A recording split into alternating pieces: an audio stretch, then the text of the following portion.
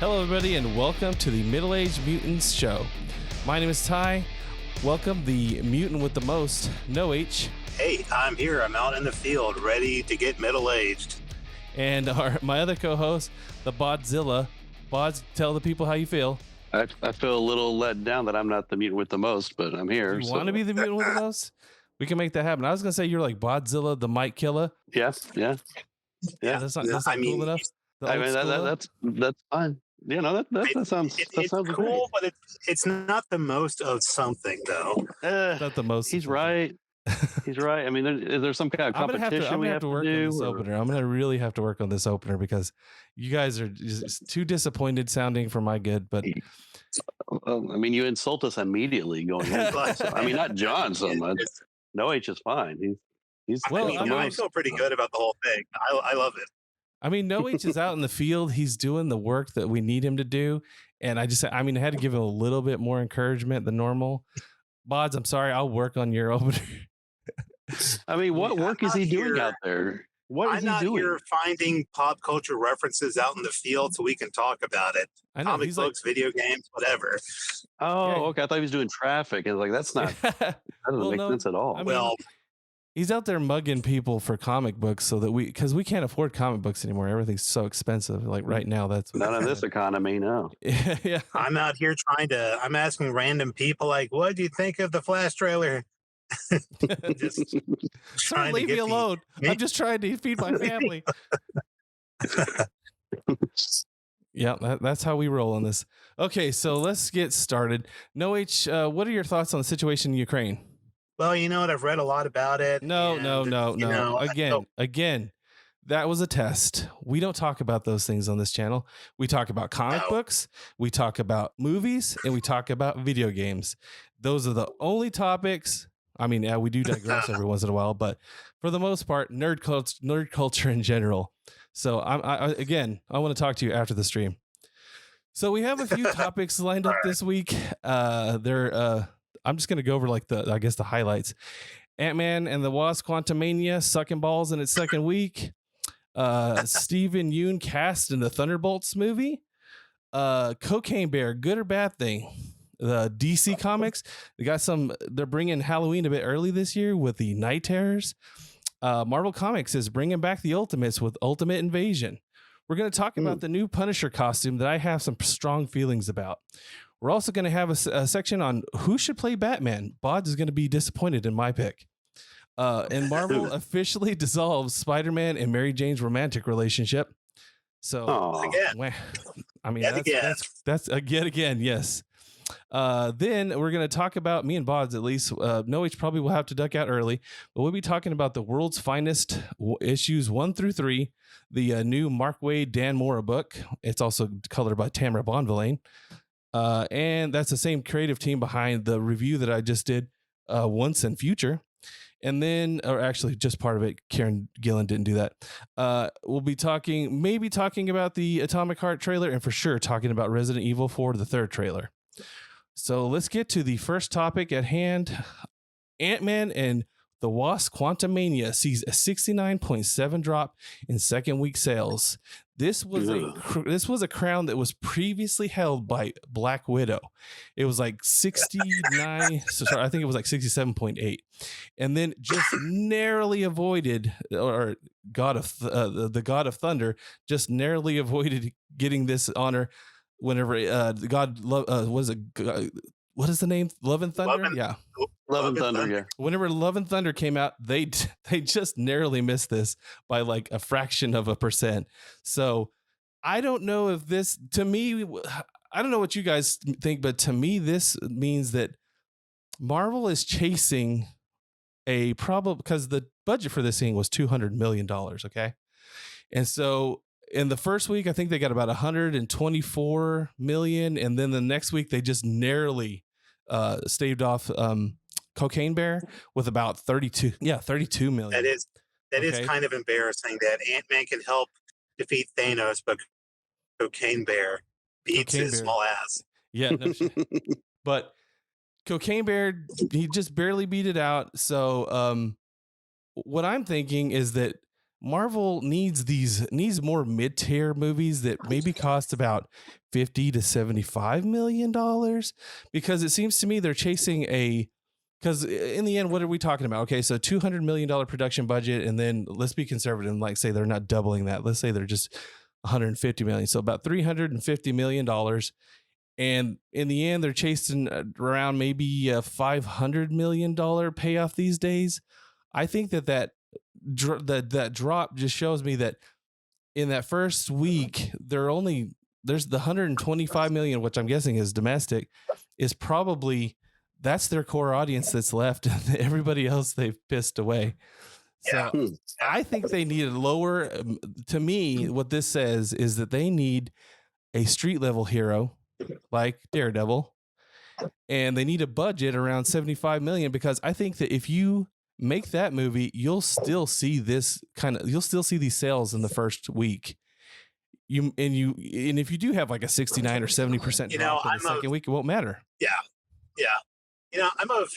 I'm of two minds when it comes to the MCU at large. On the one hand, I'm still a pretty big fan. I still enjoy most of it, but it's also very popular to kind of hate on Marvel. Like all the time online, I see people trashing it, and I'm also like, well, I can't really defend it. As much as I'm still a fan, I'm like, yeah, that kind of looks crappy. But I'm also like, how much does superhero fatigue play into this? And, people bring that up a lot, and I think it's true, but I also think that if something's good, people will flock to it. And I don't know, like, to me, it's like, yes, Marvel does need something, but, you see DC on the other end of things having their big tonal shift. They have like a tectonic shift over there. They're rearranging everything. And that's a reaction to not killing it at the box office. And I don't think Marvel would ever do that. I don't think they'd ever do like a complete reboot or anything like that. But the reason I bring that up is because I think a lot of places or companies are kind of hurting. And I'm like, is it just Marvel? Because the way I think about it is like there's a singular sort of attack on Marvel. I'm like, yes, it does kind of suck now, but I don't think it's just them. And I think it's sort of everyone's kind of hurting. And you're right. What's the solution? So you're just saying the movie market, the box office just sucks, and this is why we're seeing. Yeah, really, just a lot of it is just, and and TV and streaming as well. And so I'm like, okay, so if everybody's hurting, it's not just Marvel. And on one hand, we're like, maybe can lay off Marvel a little bit and just say, hey, movies in general kind of suck now. But you're like, okay, well, what's the solution? And I think I on the one hand, I really like the idea of like a cheaper approach to films, but and with the Daredevil series coming out on Disney Plus, this is an opportunity to tell a really good story. And as much as I think it'll probably be really good, it's also like, I don't think, this is another thing I don't like to lean into, is I think it's a little bit too trendy or whatever, maybe like a hacky thing to say, but it is the Disneyfication of Daredevil. And we're already facing the results of this when we see Ant-Man. So would reducing the budget just make a cheaper, watered down product, I guess, is my ultimate question here. Well, maybe for a movie as big as Ant-Man or the Avengers, yeah. But for a street level hero, and I think a street level hero probably wouldn't rely so much on CGI that is baffling to see how bad it is. And I'm thinking, like, is this just a rush to meet a deadline? Because the CGI we've all seen worse. But it's not good. No. And you're like, this is them already spending crazy amounts of money. Imagine if they tighten the old purse strings. MODOK is just going to be a tennis ball on a stick. Yeah. That's all he's going to be. Well, you've heard all the stuff that they've been saying lately about like the animators and the CGI artists for Marvel feeling like they're overworked and stuff. So I don't know if that has anything to do with it. Sweatshop. Yeah. Yeah.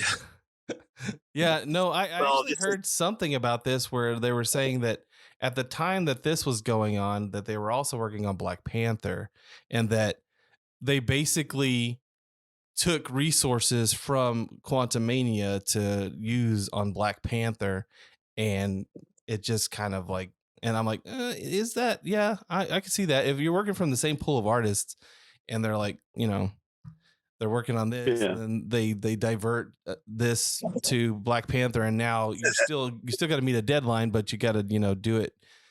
You got to do what you can to make that deadline, and I've been there, so I understand that. But Yeah.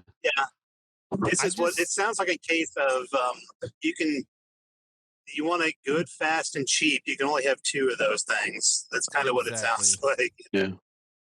This also, is the first of the Ant-Man movies to come out, post-pandemic. So maybe that has something to play into it. I know, but the I don't problem is go to the theaters as much. Black Widow, the reason why they think Black Widow, or the reason that they actually gave, was that it was in the heat of the pandemic, and so dropping 67% then was, they're like, oh well, of course, people were, this was the diehards, and the rest of the people don't want to go out and risk their health, and what's happening now, people are not as scared, they got the vaccine, whether they think it works or not, and it's just like, I don't know. I just think we need mid-tier budget movies now more than ever, because you can't keep making these big budget ones and having them perform like this and expect to be like wowed by your profits, because look at the Joker. I mean, that's what I would call a mid-tier budget movie, and it made tons of money. So I think that Marvel just needs to get some more of the street level heroes out and start making movies about them. Because I thought Blade, he's a street level hero, and I'm thinking his budget hopefully won't be that high. And if they do make money off of, if they do just as well at the box office as they did here with Ant-Man, they'll see more of a profit. Which I don't care what Disney makes. That's fine. But I don't know. Another thing to me, it's like, I think a lot of people just know, like, if I just hold out a couple of months, I'll be able to see this at home. That's what I was going to say too, John. Like, maybe I don't spend $50 on like myself, and then an additional $75 on my kids. Yeah. So I gave my kids the option to go see that this weekend, and they didn't want to. And I was like a little relieved, because I was like, yeah, I can hold out till this comes up on Disney Plus. So I don't have to pay, What is a typical, like for you, Bodz, because you got two kids, what is like a typical, what is a typical cost for a visit for you? So I'm usually pretty cheap about it. We'll try to go to matinees and stuff. So, we'll say roughly about $10 a piece for us. So that's $30 there for me and my two kids. But when we get there, they want to have, popcorn and stuff like that. And whether I sneak in candy, it doesn't matter, because they're still going to want that kids popcorn and a drink, which is like the cheaper tier thing. But I still think it's like probably like $7 each for, their little things. And I just sit there, like not eating anything, or just, I'm like, I'm not paying that much for a soda or an icy. So I'm just sitting there not eating anything, and deliberately not eating any popcorn, so I'm not thirsty. So it's basically sit there suffering. So it's not really a joyful experience for you. Not for the dad, no. Well, this is as I've gotten older, the thing that keeps me out of the theater is the inability to pause and go to the bathroom. If I can't pause for a pee break, then I don't want to go. And my wife has that app that tells you when it's okay to pee. So well, that's funny.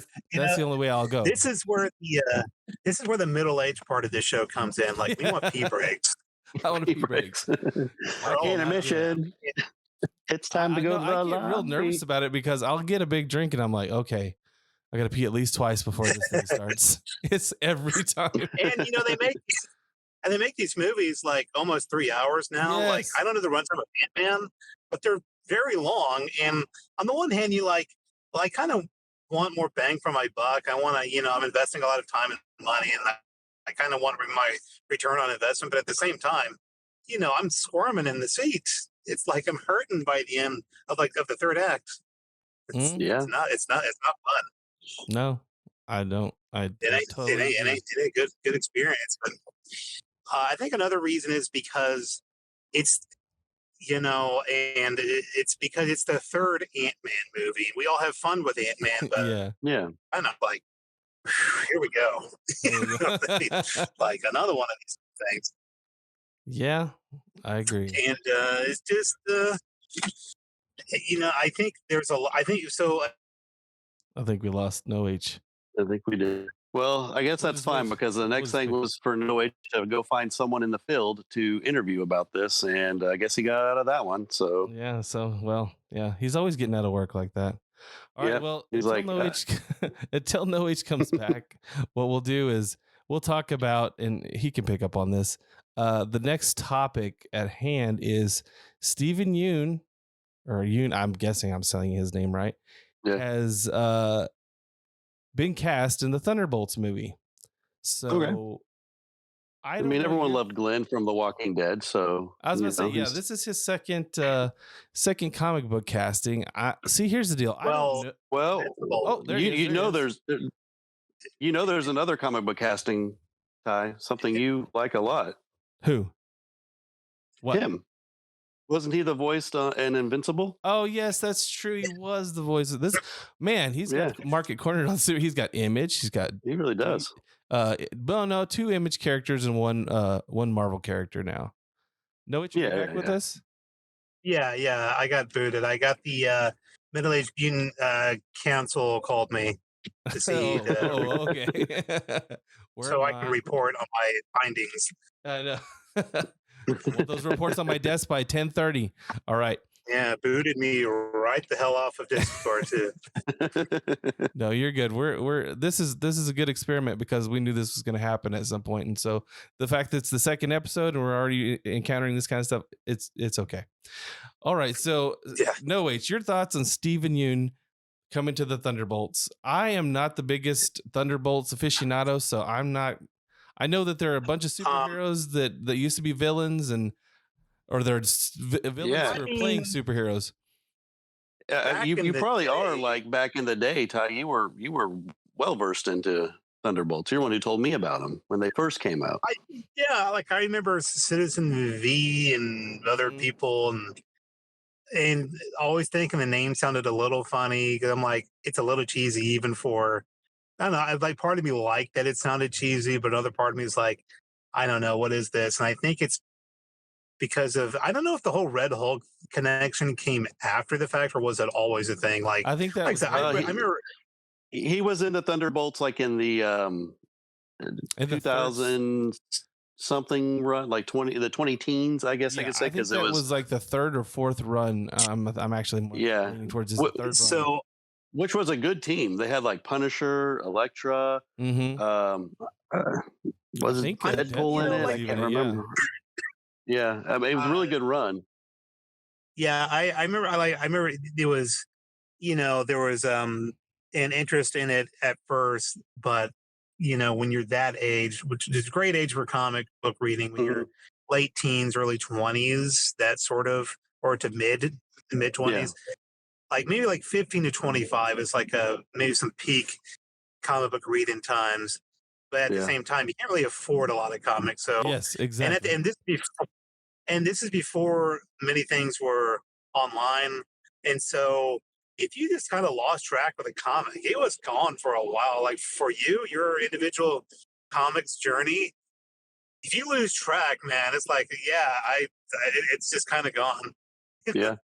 So what I remember about like the original run, Citizen V was Baron Zemo, right?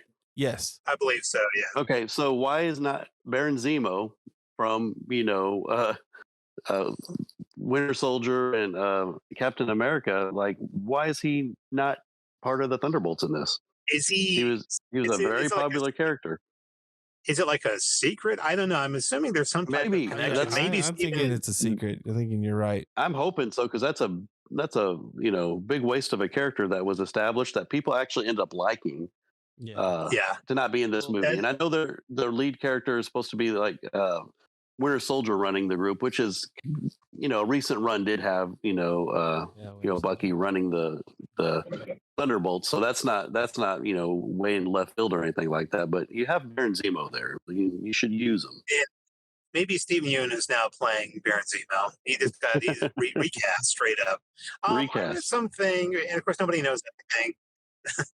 Nobody really knows anything, I suppose. But like the Sentry is supposed to be like the big guy, and I'm like, I remember him on the New Avengers. I don't remember him being a Thunderbolt person, but I guess he could have. Yeah, me neither. Like I said, there's a ton of Thunderbolts and Marvel comics I've not read, so it's very possible he was deeply involved in some storyline. But yeah, and as far as I'm like, so that's just a different take. I mean, on the Sentry, if that is in fact the case. But then again, you also read rumors about Henry Cavill playing the Sentry since he's supposed to be the Superman type. Yeah. Oh yeah. Or one of the many Superman types running around in Marvel.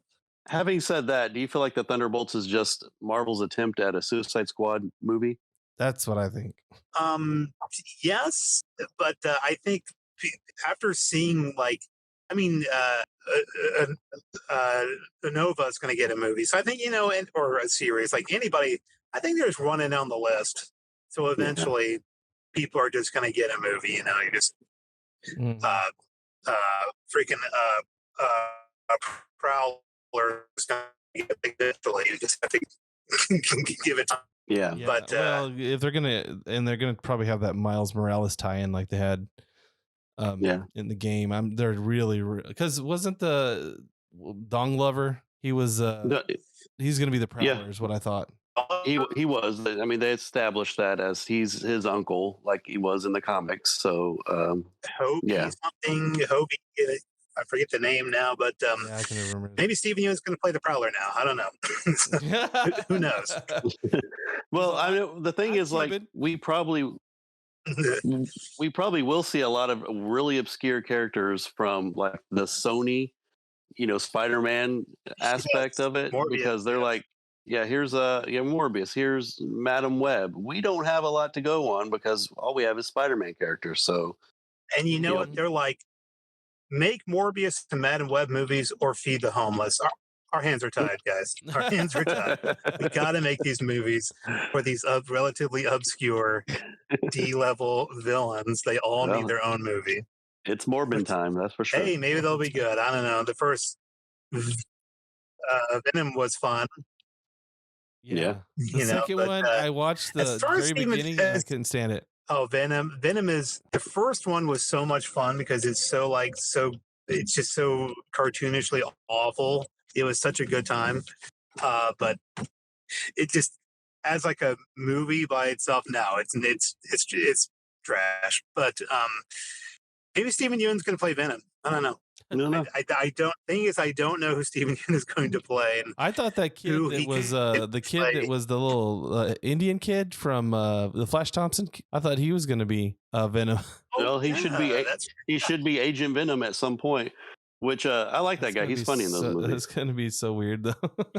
Yeah, he was recently in that new that Willow show, and really? he actually had some funny parts in there too. As an actor, I like that guy. Yeah. As far as the thing about Steven Yeun and now it's like thinking back through the mental Rolodex of characters, and I'm like, I'm sure he's a good guy. I'm sure he's going to do a good job. I'm just thinking, well, to be blunt, I'm just trying to think of the Asian characters and that he could play, and it not be. I don't know. And if they race swap somebody, I'm like, okay, well, who would it be? The Mandarin. I'm like, I just don't know. I don't know either. The Mandarin. If we're gonna go strictly Asian. The Mandarin, yes, the Mandarin. And that's maybe he's from Korea, so that doesn't even But what's the was there a judo master? Judo master's a DC person, but it's like I can think of DC people, but Shang-Chi's already taken. Yep. I don't know. Well, we're thinking too far into this. He could be just like a liaison for them. He's like, I'm just a normal person. Be like, I'm an agent of S.H.I.E.L.D. Yeah, exactly. Like it's like he could be something. like all the characters in the movie were like, oh, you're a character, like very obscure character, but yeah, you exist. But yeah, we don't know who you are. Yeah, maybe he'll be Wyatt Wingfoot. He'll be. There we go. That's a, you want obscure. Yeah. Super. There we go. There we I go. know that one. George All Washington Bridge. I'm just thinking of like the GW Bridge. GW Bridge. I remember him. Just people, random folks. And I'm gonna have to cut off here in a minute. So, all right. What? How the show will go on without me? I don't know. But I don't know either. We'll be lost. So here's what you'll do. You'll just go gather interviews from random people on the street. That's why we have you out there, and then we'll edit them in later. If they don't cooperate, you can mug them. Okay. Yeah. Take their stuff. We need money for this. Okay, so take their stuff. Yeah, we're just a fledgling little show, but I'm gonna hop off. Okay. Here and we're gonna see talk what about. I can find. We're gonna talk about something that maybe we'll move on to actual comic book news here in a second. But all right, we'll see you later. All right, man. Let me Godspeed, my friend. Get out of here. All right, moving on to some funnier news. Cocaine Bear. All right, Cocaine Bear, Bodz. So this movie came out for better or worse, and from what I understand, it came out. It was directed by Elizabeth Banks, and we won't hold that against it. It's from, I believe, the same folks that made Sharknado. Could be wrong about that, but I'm wondering. Is if this is popular enough, is this going to spawn maybe cinematic universe that we'd see some like other type things, like maybe a meth monkey, maybe a mouse rooms. We might. Ketamink, probably an MDMA ape. And then they could change. You've thought a lot about these, haven't you? They could change up the naming style. I'm thinking maybe a crocodile. Yeah, there we go. I don't know, but this was supposed to just be a gag in the middle of this, but it became very real. Came very real today. I'm gonna switch over feeds right quick. All right, so we're gonna switch to this, and I can apparently tell the future. Attack of the Meth Gator is coming. So it's real. So my question is, okay, we know Cocaine Bear is based on a true story, an embellished, retelling of that true story, of course. Yes. But like, is this based on reality? Did this happen? I don't know. I mean, the swamps of Mississippi, or not Mississippi, of Florida. I mean, there's some. Does the article start with Florida man gives gator meth? Does it start with that? As long as there's Florida man in there somewhere, I know it's probably real. It's probably real. They're like, let's just see what happens. It says, Attack of the Meth Gator, the Asylum teases their own Cocaine Bear. Okay, so actually this is a different company, the Asylum. And I'm guessing these are the guys that actually did Sharknado. The Asylum is the company behind the horror movies Snakes on the Train, Two-Headed Sharks, Shark Attack, Atlantic Rim. So these people do the knockoff movies. Dead. Yes. Okay. All right. So this is a different thing. All right. So when you first mentioned, do you think there would be other movies like, Cocaine Bear? I immediately started thinking of Snakes on a Plane. I was like, yeah, that movie came out, and then it started making like knockoff movies, and then that's exactly what's happening here. Yes. So I mean, I don't like the title. I think I would have Attack of the Crocodile. I think would have been perfect for this, but I mean, it's a gator. Well, I mean, in Florida, in real life, he had meth, So if the gator was in the hood, maybe there was crack. But no, this is Florida, so yeah, I don't even know. Like, I don't know if it was what would be the crack one? It'd be like, would it be like it'd have to be like some sort of a gator in the sewers. That's the urban legend. Like a gator in the sewer. Yeah, but I mean, like, if we're talking about the inner city, like we're talking, let's just say in Central Park, what you got? Pigeons and squirrels, right? So it's probably about it. It'd be like a crack squirrel or a crack pigeon. Yeah. I don't know. I mean, that's about it. I can't believe this kind of stuff is being made, but apparently Sharknado, and I was told this by my wife, made more money than the Avengers Endgame in the end. Like all of them put together? I believe it was just their highest grossing. I believe this is. I'm just getting this from my wife. She's talking to me about this because it's the only reason she had heard me joking about this. I like told her, hey, look, I'm just wondering if are we going to see more movies like this? And she was reading through the articles last night and she saw this and she was like, oh my gosh, you're not going to believe this. There's a movie called Meth Gator, Attack of the Meth Gator. And she said, as she was reading down in the article, it said something about it being the makers of Sharknado, and Sharknado was like the biggest movie they ever made, and it made more than a couple of Marvel movies. And I was like, holy crap, that is crazy. Wow. It just, I mean, it's like its own. It's its own like series. Like it's its own like cinematic universe. And I know Ian Ziering was in there quite a bit. And I want to say Tara Reid was in Tara those. Reid. Yeah. I'm trying to think of who else. I've only seen the very big. I watched the riff tracks of that movie. Yeah. I've only seen like the very beginning of it, but the dad from Home Alone, I never can remember names. That's what's going to be so bad. Let's look at the Sharknado cast here. Yeah. Well, it's funny that you said that those people did the Atlantic, or was it Atlantic Rim? Is that what it said on there? I've only seen that movie because Mystery Science Theater. Oh yeah, yeah. Which I believe he passed away recently. Yeah, I believe he passed away. Yeah. So he was in those movies too. Yeah, he was kind of like a pervy old man. Like I said, I've only seen the beginning, and it was a riff track, so I was too busy laughing. But, yeah. He was in the very beginning of that, and he was hitting on some younger girl. I can't remember. I think it was actually maybe this girl is who he was hitting on. But even Mystery Science Theater, they did Mystery Science Theater. They did the riffing on that Atlantic Rim thing. So that's the only reason I saw that bad movie. Yeah, I mean these movies are hard to watch. Even if you're making fun of them, they're hard to watch. But I don't know. I'm just thinking maybe I'm seeing like in our future like more and more and more and more of these like these cocaine bear movies, just because if these people get a bite on something, they're like a dog with a bone. They will not let it go. Yeah, but that's the thing is like you talked earlier about Ant-Man spending all this money, and what profits do they get? Then this movie, which did not spend that much money in comparison, and then they're making tons of money off it. So yeah, they're gonna once you show your like balance sheets and your take homes and everything to an investor, they're like frothing at the mouth for this kind of stuff. Yeah, just like rabid for this because it's just so. I mean, people watch it apparently, and people like it because they've had like I don't know how many Sharknadoes have they had? What there's at least 3, 4, 5. Yep, 5. And he, what's his name? Ian Ziering is in. He's in all of them. It looks like good for him. Oh, but the last one looks like it was a sci-fi. Wait, hold on. Looks like the 2 was a sci-fi release. Is that what they're saying right there? I think didn't they all come out on Sci-Fi Channel? Let's look at the first one.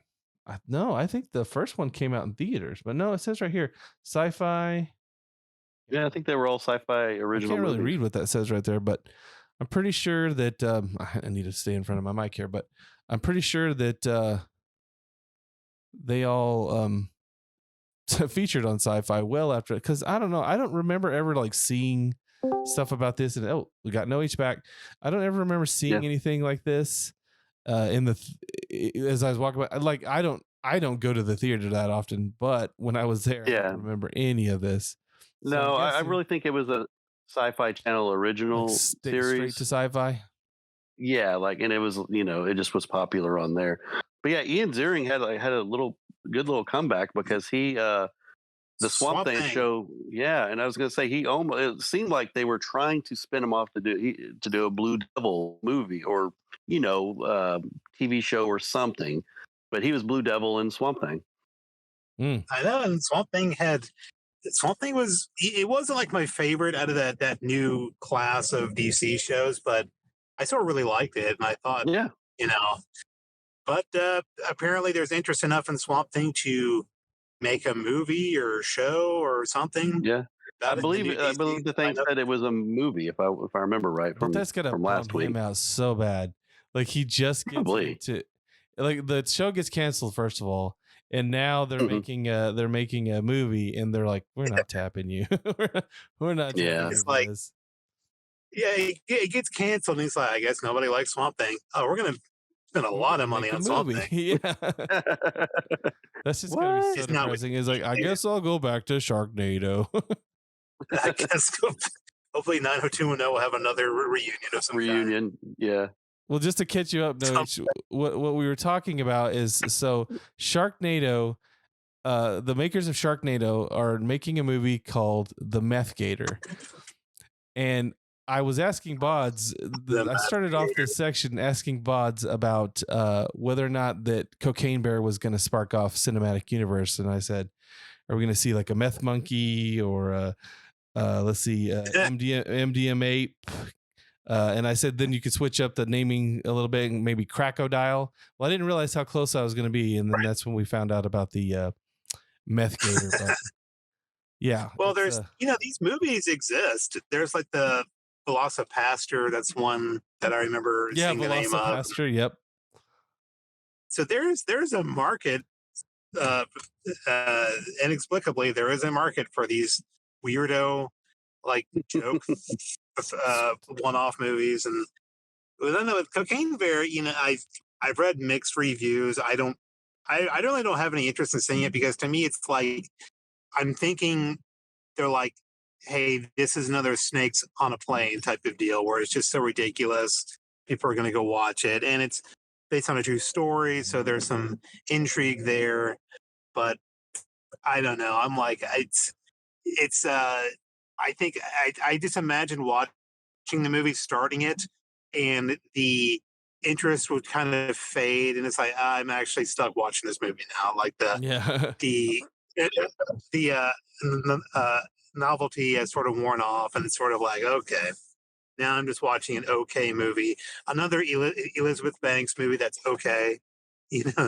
I mean, that's the reason I'm not watching it. Elizabeth Banks is poison. To be fair, I didn't watch that Charlie's Angels reboot, so that could have been a masterpiece for all I know. But it didn't. It did not appear to be a masterpiece. No. So I decided to skip it. Wise man. And so whether or not this will spark some type of cinematic universe, well, chances are probably high, because cinematic universes are all the rage now. It's all because, going back to Marvel made a lot of money 10 years ago, and now people are like, hey, we should still do that. Yeah, a little late to the game. Much worse economy, and people have no money. Yeah, let's start this. All right. Well, yeah, go ahead. I was just like, people have to spend more money and do homework and keep up with a lot of extra work to keep up with what the hell's going on in our cinematic universe. Yeah. Because everybody needs content to fill up their subscription services that no one really asked for in the first place. Yeah.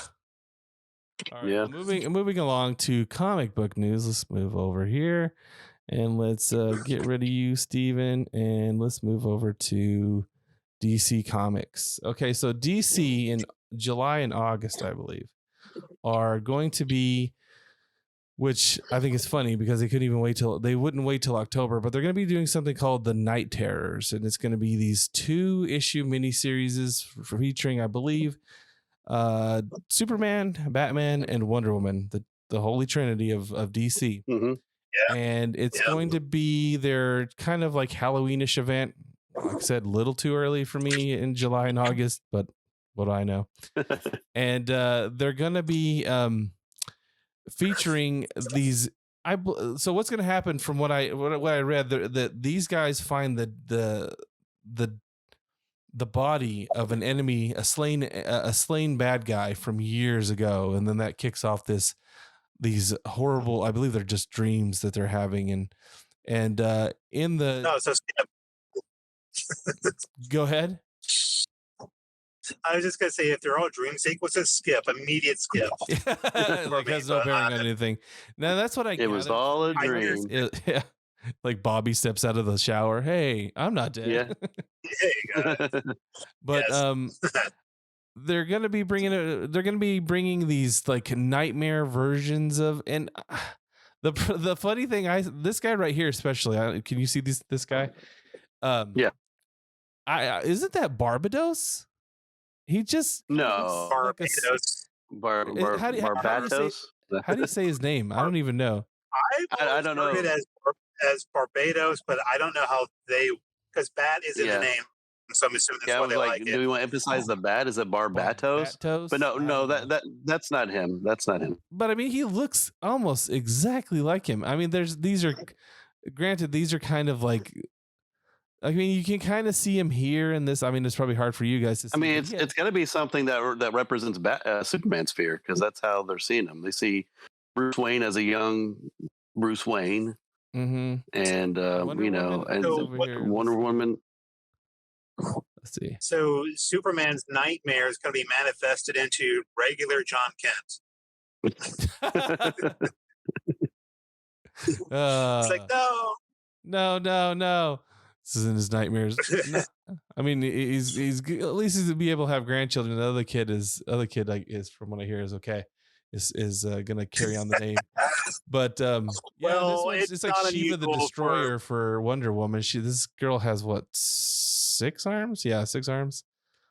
And the snake like her hair. She's kind of a mixture of Medusa and Shiva. I don't know. Shiva, yeah. I don't know. So it's an immediate skip. It sounds like it's just, I'm sure it's fun.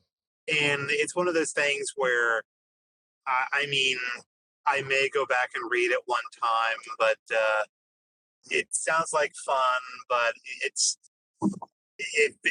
not fun enough for me to like really invest in it week to week. You know what I mean? I think it's only like 2 issues, right? It's 2 issues, I guess, per character is what I gathered. So 6 in all. 6 in all. We can go. But especially if it's like any type of thing, and time will tell. But if it's any type of hallucination, dream sequence where it didn't really happen, then I'd be like, okay, so not that things have to matter, be canon shaking crossovers every time. A comic book can just be purely fun, but I'm like, okay, well, if it's not super important, it's going to go low on my priority list. And it may just never get read because there's just... Yeah. So does the Black Label... so I'm guessing like Black Label and Elseworlds just like does not float your boat. It's... Typically... I want to say that I like automatically like don't like any of them, but because they're non-canon, I'm sort of in recent months and years, I guess, I've sort of tried to lighten up on the fact that just read the stories, because comic books are stories. They don't be crucial to every other comic book across the entire lineup. You can just read a version, a story that's good. You know what I mean? So stop falling for the trap of you have to read every comic and tie in this crossover for anything that makes sense. Oh yeah, and it's actually sort of relieving. It's actually kind of relieving just to go into something that's like it's just its own thing. So I don't want to poo-poo it immediately, but it does take me a while to get to those.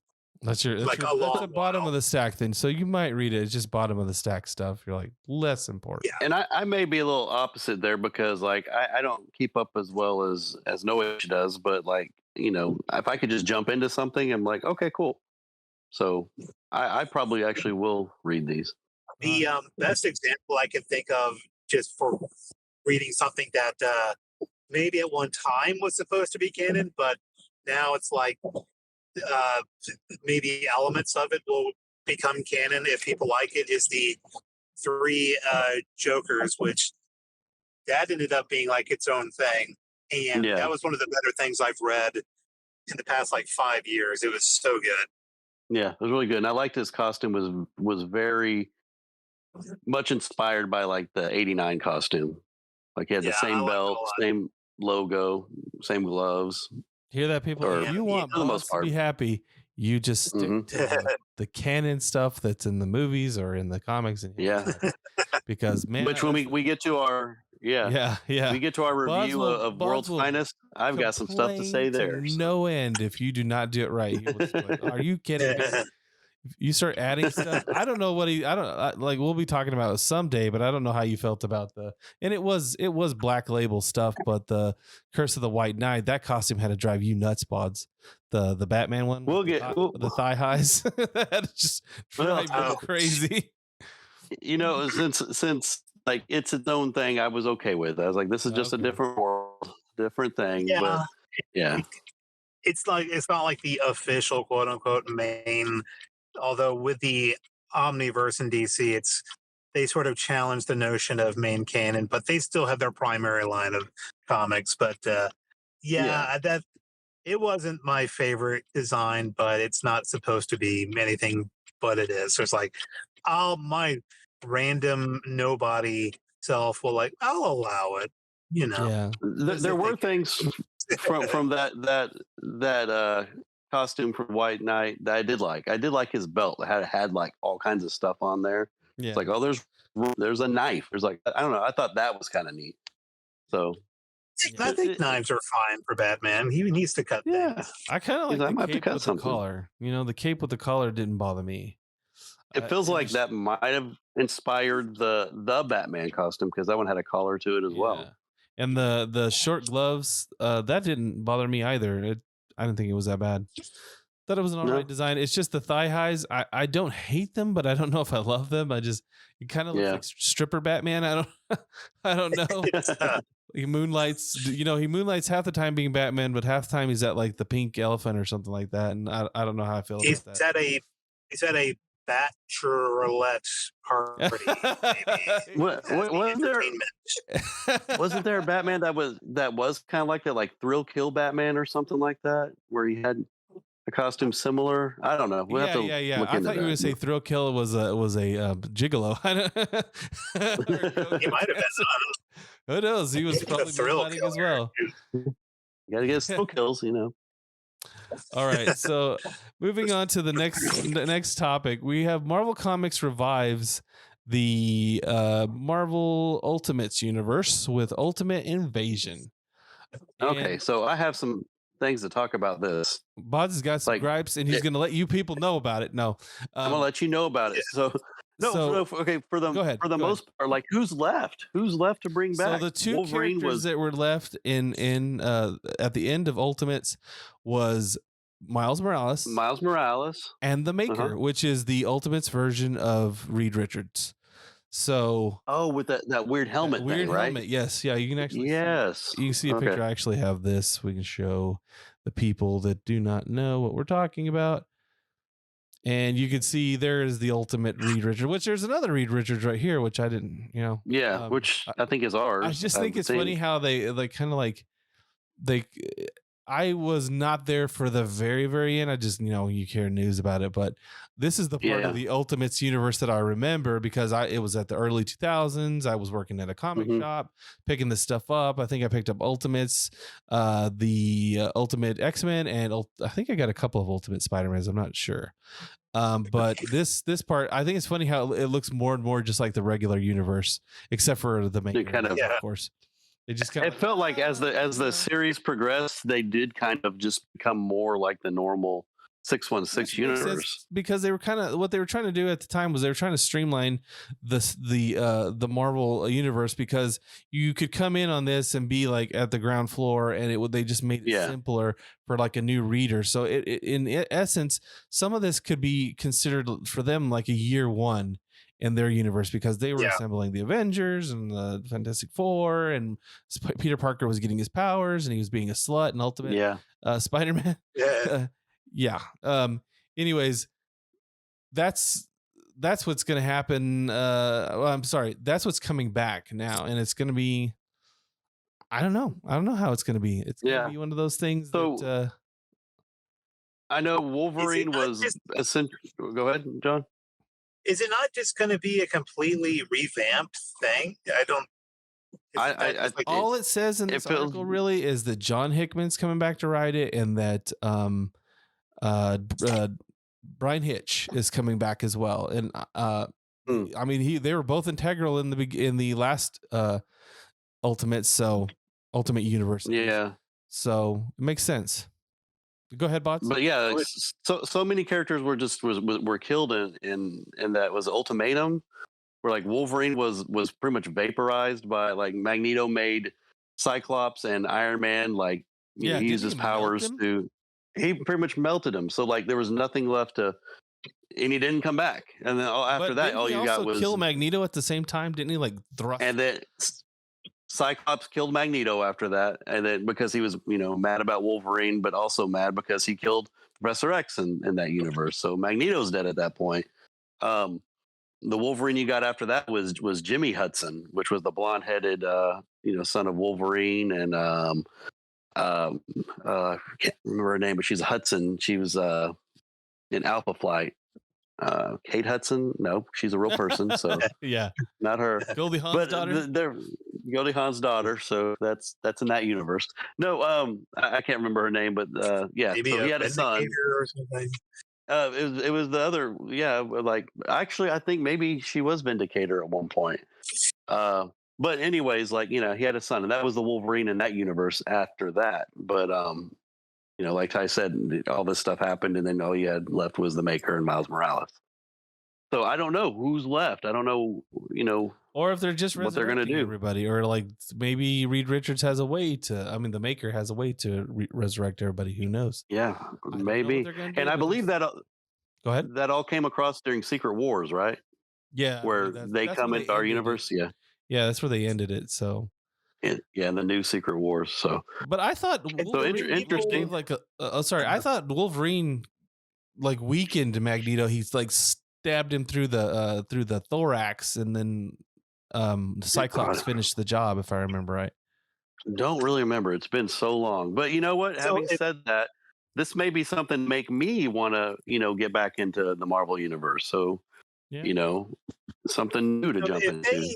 If they invaded like what was considered the primary Marvel universe, like the quote unquote real universe, do people just walking around the Marvel universe now in the comics just like, hey, you remember that time those other versions of us came in? Like, is that like a thing that they just know about and just never talk about, I guess? Well, they have. I don't know. They have to talk about because here's Miles is here now, right? And yeah, he's there. The character, the glaringly. I just thought about this. The glaringly obvious character is Nick Fury, right? We have a. Is that going on now? I haven't checked. If I remember right, that Nick Fury was the grandson of the original Nick Fury, or something like that. Oh, okay. So, like, I think they worked him in there to look like Samuel Jackson. I'm confused. Yeah, we'll have to look into that. It's hard enough keeping track with DC and all of its things, and like you add Marvel on top of that. It's like, man, there's only so many hours in the day. Yeah. Full-time job. Full-time job. But I'm excited for it. I really want to pick this up. It's but the thing is, I don't know if I'm gonna pick it up in single issue floppies or if I'm gonna wait till they get an Omni for it or what. These days, I find myself waiting for Omnis just because you spend a lot less money and I get all the story at once because they map it all out. And if there's any kind of like tie-ins or something, usually they'll throw those in there too. So I think I might wait for the Omni, but. Any version of like a collected edition is typically because it's like they're not really like you just have to know week to week, month to month. And I doubt it's going to be like some collector's issue or something. Yeah. I mean, maybe, but so that's your bet. And besides, you'll be spending the rest of your time catching up on like the dozens and dozens of comics you haven't already read just to get to that point. Exactly. I do have a backlog that's pretty bad, but all right. So moving on to the next topic. This one is kind of this is my hot button issue. The Punisher is there's this thing called, I believe, Spider-Man Exodus or Dark Genesis. Gosh, there's so many weird. Yeah, Dark Genesis. That's going to be going on later this year. I guess Exodus was the last event they had, but let's see. Anyways, actually let's put it here. So the Punisher is getting a new costume, the Punisher 2099 at least, and the CBR gives it their badass seal of approval, but I don't, because he looks strange and I don't like it. I do not. I don't like it. I do not. I mean, tell it I hate it. Tell them I hate them. This iteration of the costume is just it just makes him look like a robot. He kind of reminds me of Deathlock, or who else? The picture you have there right now, where's that from? Is that from the this past? Is going to be one of the no. This is one of the alternate covers for this. So Spider-Man 2099. Dark, I don't know if it says right here it's called Dark Genesis, and he's going to end up in the third book, and this one's done by Nick Bradshaw. And I like that better than this one right here. I don't know who this artist is. Yeah, because on that one I was like, that doesn't look so bad, but this gives me vibes of like Franken Punisher. Do you remember that? Franken Castle. I'm actually trying to secure a copy of that, so don't ruin anything for me, because I never got to read that one. But this, let me go over to my photos of it. Let's see. Let's turn you off. Let's turn you on. Okay. So this, y'all might be able to see this better. I'm sorry, hello? Yeah, we hear you. We hear you. Mute. Okay, anyways. I think we lost him. No, he just muted he's still on. But this one I just find to be, I don't know. It's just it's ugly. And it doesn't, I mean, it does evoke the skull here. So I know, but I get like a kind of too much robot. Look at his lower jaw. He's like buried in the underbite. But it's also it's $20.99, so it's kind of like we've already seen. It's better than our Punisher. So the 2099 Punisher that I remember, this is the one that that's him. Yeah, no, that's what I have that issue, like the first issue of that. And he had all of his cool stuff, like the bat. Remember the turbo? The bat, he can adjust the level of pain too. You remember the that level of hardness. Yeah, he could be either hitting you with like soft rubber or like titanium, which I think you have to deal with like iron or something, because I don't think titanium's really light. I don't know. Yeah, but I always like this descriptions here. Like his boots were called the Mean Mule Turbo Kick boots, and he had the 45 Stark Fujikawa street pacifier in the. I think this is like an early iteration of it, but later it actually has like a belt fed ammunition port on the side of it. It's crazy the kind of stuff that he had. And it screams 90s for sure. Look at those pouches. Oh yeah. So many pouches. And I always thought it was funny though, because you'd see people would have like the Punisher. They would have this kind of I guess this, I don't know what he's using it for here, but they would have this what I would assume is other pouches for magazines, like an SMG magazine or something. They would have it up here, and I was always like, and it's the same thing with this iteration right here. How do you bend over? You can't. You don't bend over. You can bend over, and it's also protecting the jewels. So the other one's like, I dropped my gun. Oh, well, I can't get it. And pick it up. Go gadget arms or something to pick it up. I don't know. Probably. Since he's a robot now, I don't know. I just gonna guess his arms are gonna extendo out and grab. I have no clue. It's still. I don't know. All I know is he has to get a different haircut too. He's like, I'm a robot now. I need a badass mohawk. Well, I couldn't tell if it was like his hair. I couldn't tell if like it like burned the sides of his head or something. He looks messed up. Like he's. Did something happen to him in the comics? Do we know? That's what I'm wondering. I mean, we're gonna have to horribly injured. We're gonna have to pick up the issues to find out. But I'm just I'll say this. I am glad that he's relevant again, because for the time it was just Spider-Man 2099 and and honestly back in the day I was doing some research on the Ukraine situation. I really wanted to share my findings. Oh my gosh. No, you shouldn't have asked him this. We're gonna no, I'm gonna have to mute him. Oh my god. We're talking about can you see what we're looking at? How far in the field did you send him? Well, I booked him a one-way ticket. I live here now. And I can't get out. I'm looking at the, this is so funny. This image of Punisher 2099, and it's the 2099 is a fun retro thing because I remember liking Spider-Man 2099, being intrigued by the X-Men 2099, and not really fully getting Doom 2099, and of course there's Ravage 2099. This was billed as the Stan Lee creation, and it was kind of bad, but because he was like an terrorist, if I remember right. The Ravage, he was like an eco-terrorist or something like that. Yeah, he was going against Roxxon, wasn't he? I think so. I think you're right. Yeah, I think that was the big bad. Roxxon back in Spider-Man Miles Morales, the game. Roxxon is the bad guy. Yeah, and so portents for the future. I don't know.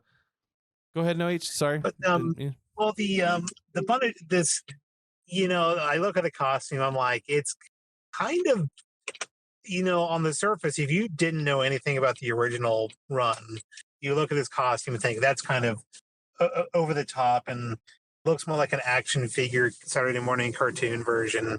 And then I'm like, that's kind of silly in sort of a fun way. But I remember the original costume for the first run. I'm like, well, that was kind of silly too. But it's like, I'm thinking it's just kind of like an homage to that style. And it's a choice, It's not a choice I would have made, that's for sure. It's just like, this is the creative decision, the direction they went in. They could have gone in something in a direction that was maybe a little cooler and hipper, but I guess, and I'm thinking, like, is the audience just fans of the original run? And I guess they figured they would like this, so let's do more of it.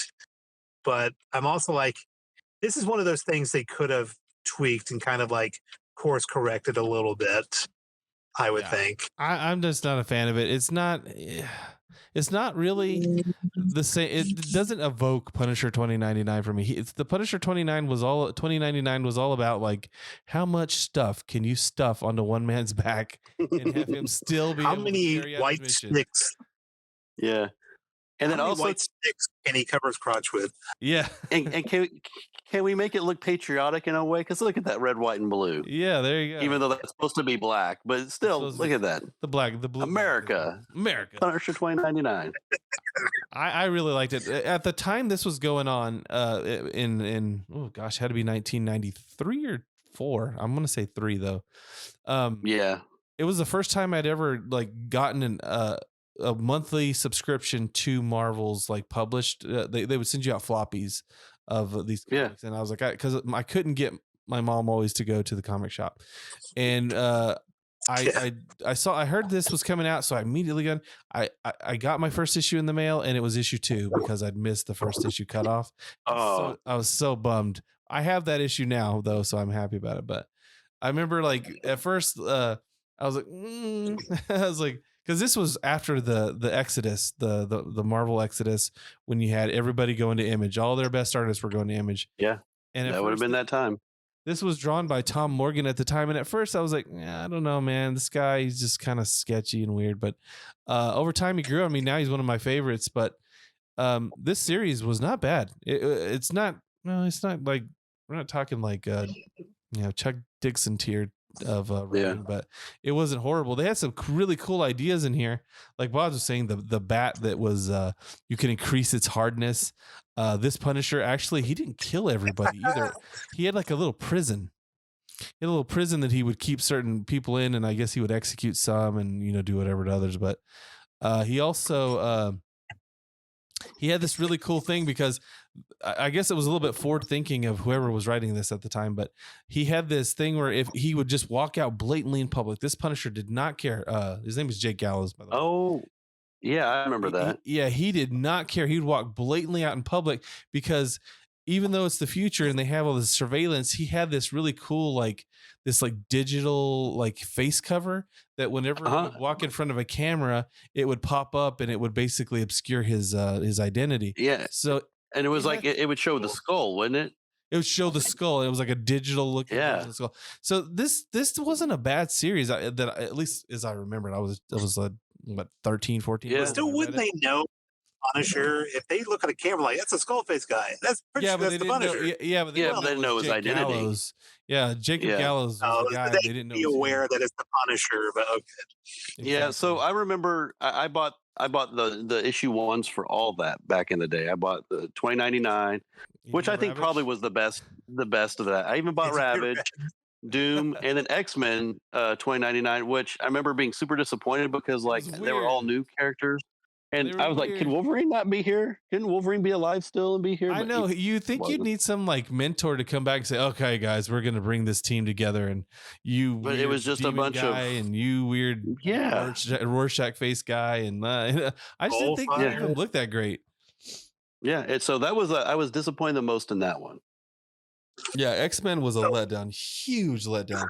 But I ended up liking the 2 characters that came out of that I thought I really liked. Oh, actually 3. I'm not gonna take a shit on Doom. Doom 2099 was great. I liked it just as much as Punisher, but Spider-Man 2099 was the star of that series. I mean, he's the one that basically keeps popping his head back up. Ravage.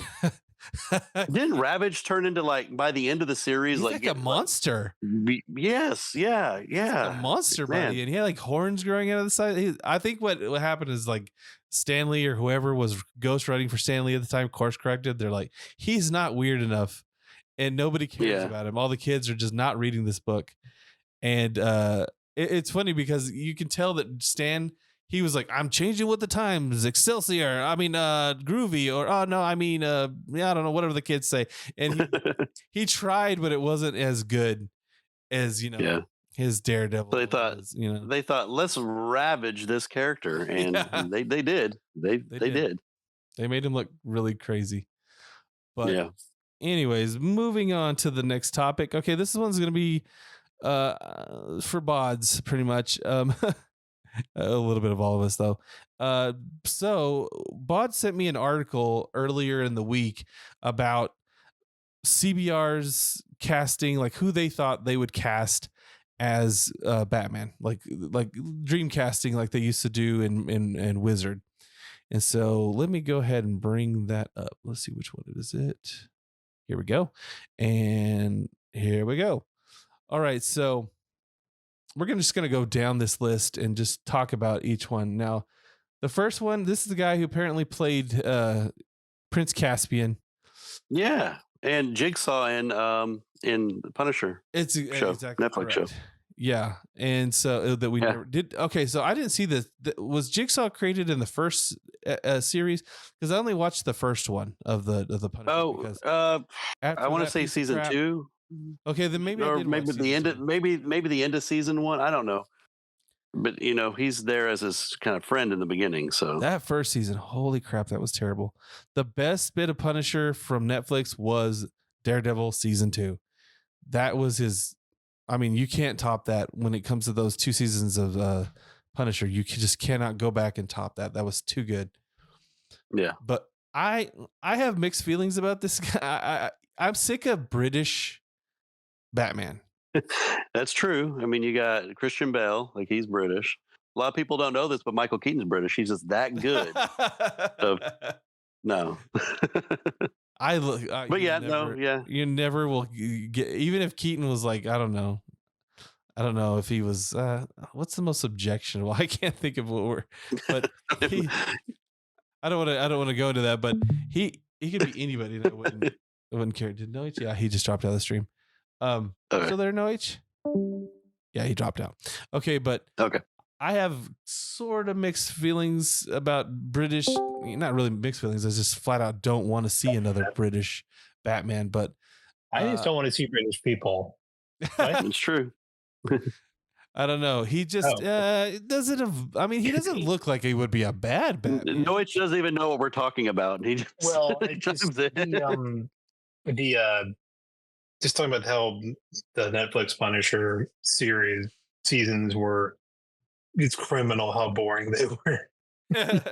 Well, the first one is kind of insulting, but the first one, I'm just like, it was a take that I don't think I would have gone with.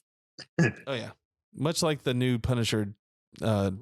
What is it? Aaron Johnson is his name, or James Aaron? I think it's James Aaron, the new one where he has the weird skull and all that. It's just not a direction I would have went in. But anyways, right now we're talking. But is it better than Punisher 2099? No, Look. no, it is not. No, it's not.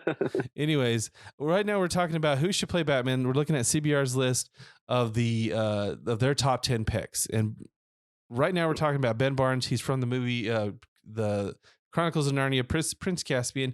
He was also on the second season of The Punisher, I believe, and also The Shadow and Bone. I don't have no clue what that is, but he is. Sure, I don't watch, but I like him, but it wouldn't be my pick. No, I wouldn't pick him. What do you think, No H? I think if he's the guy who played Jigsaw in Punisher, who's that? Yeah, that was him. Then immediately no. Immediately no. Just immediately. just his face and his cadence. Just no. No. Okay. Yeah. All right, moving right number on. 9. Number 9. Tom Ellis. Number 9. Tom Ellis is on the show currently, at least before it gets canceled. Lucifer. Okay. Now this guy is a flat out no for me. First of all, he's British. Number 1. Mm-hmm. Number 2. You don't get to be Batman if you ever kissed Miranda Hart passionately on television. And just if you don't know who Miranda Hart is, no. This is Miranda Hart, okay? Let's see images. Oops, I'm clicking on the wrong thing. This lady right here. You've seen her. If you've ever watched the movie Spy, this is Miranda Hart. She's funny. I will give it to her. She's hilarious. Like I actually like her show, but Batman does not kiss Miranda Hart. He does not have a sexual relationship with Miranda Hart. So this was a flat no for me. I don't care what was that on. Did they kiss? Her show. She had a show called Miranda in the UK, and we kind of had a spiritual I guess like spiritual successor to it here in the States called. It had Mayim Bialik in it, and it was called Call Me Cat or something like that. That terrible show that didn't do very well.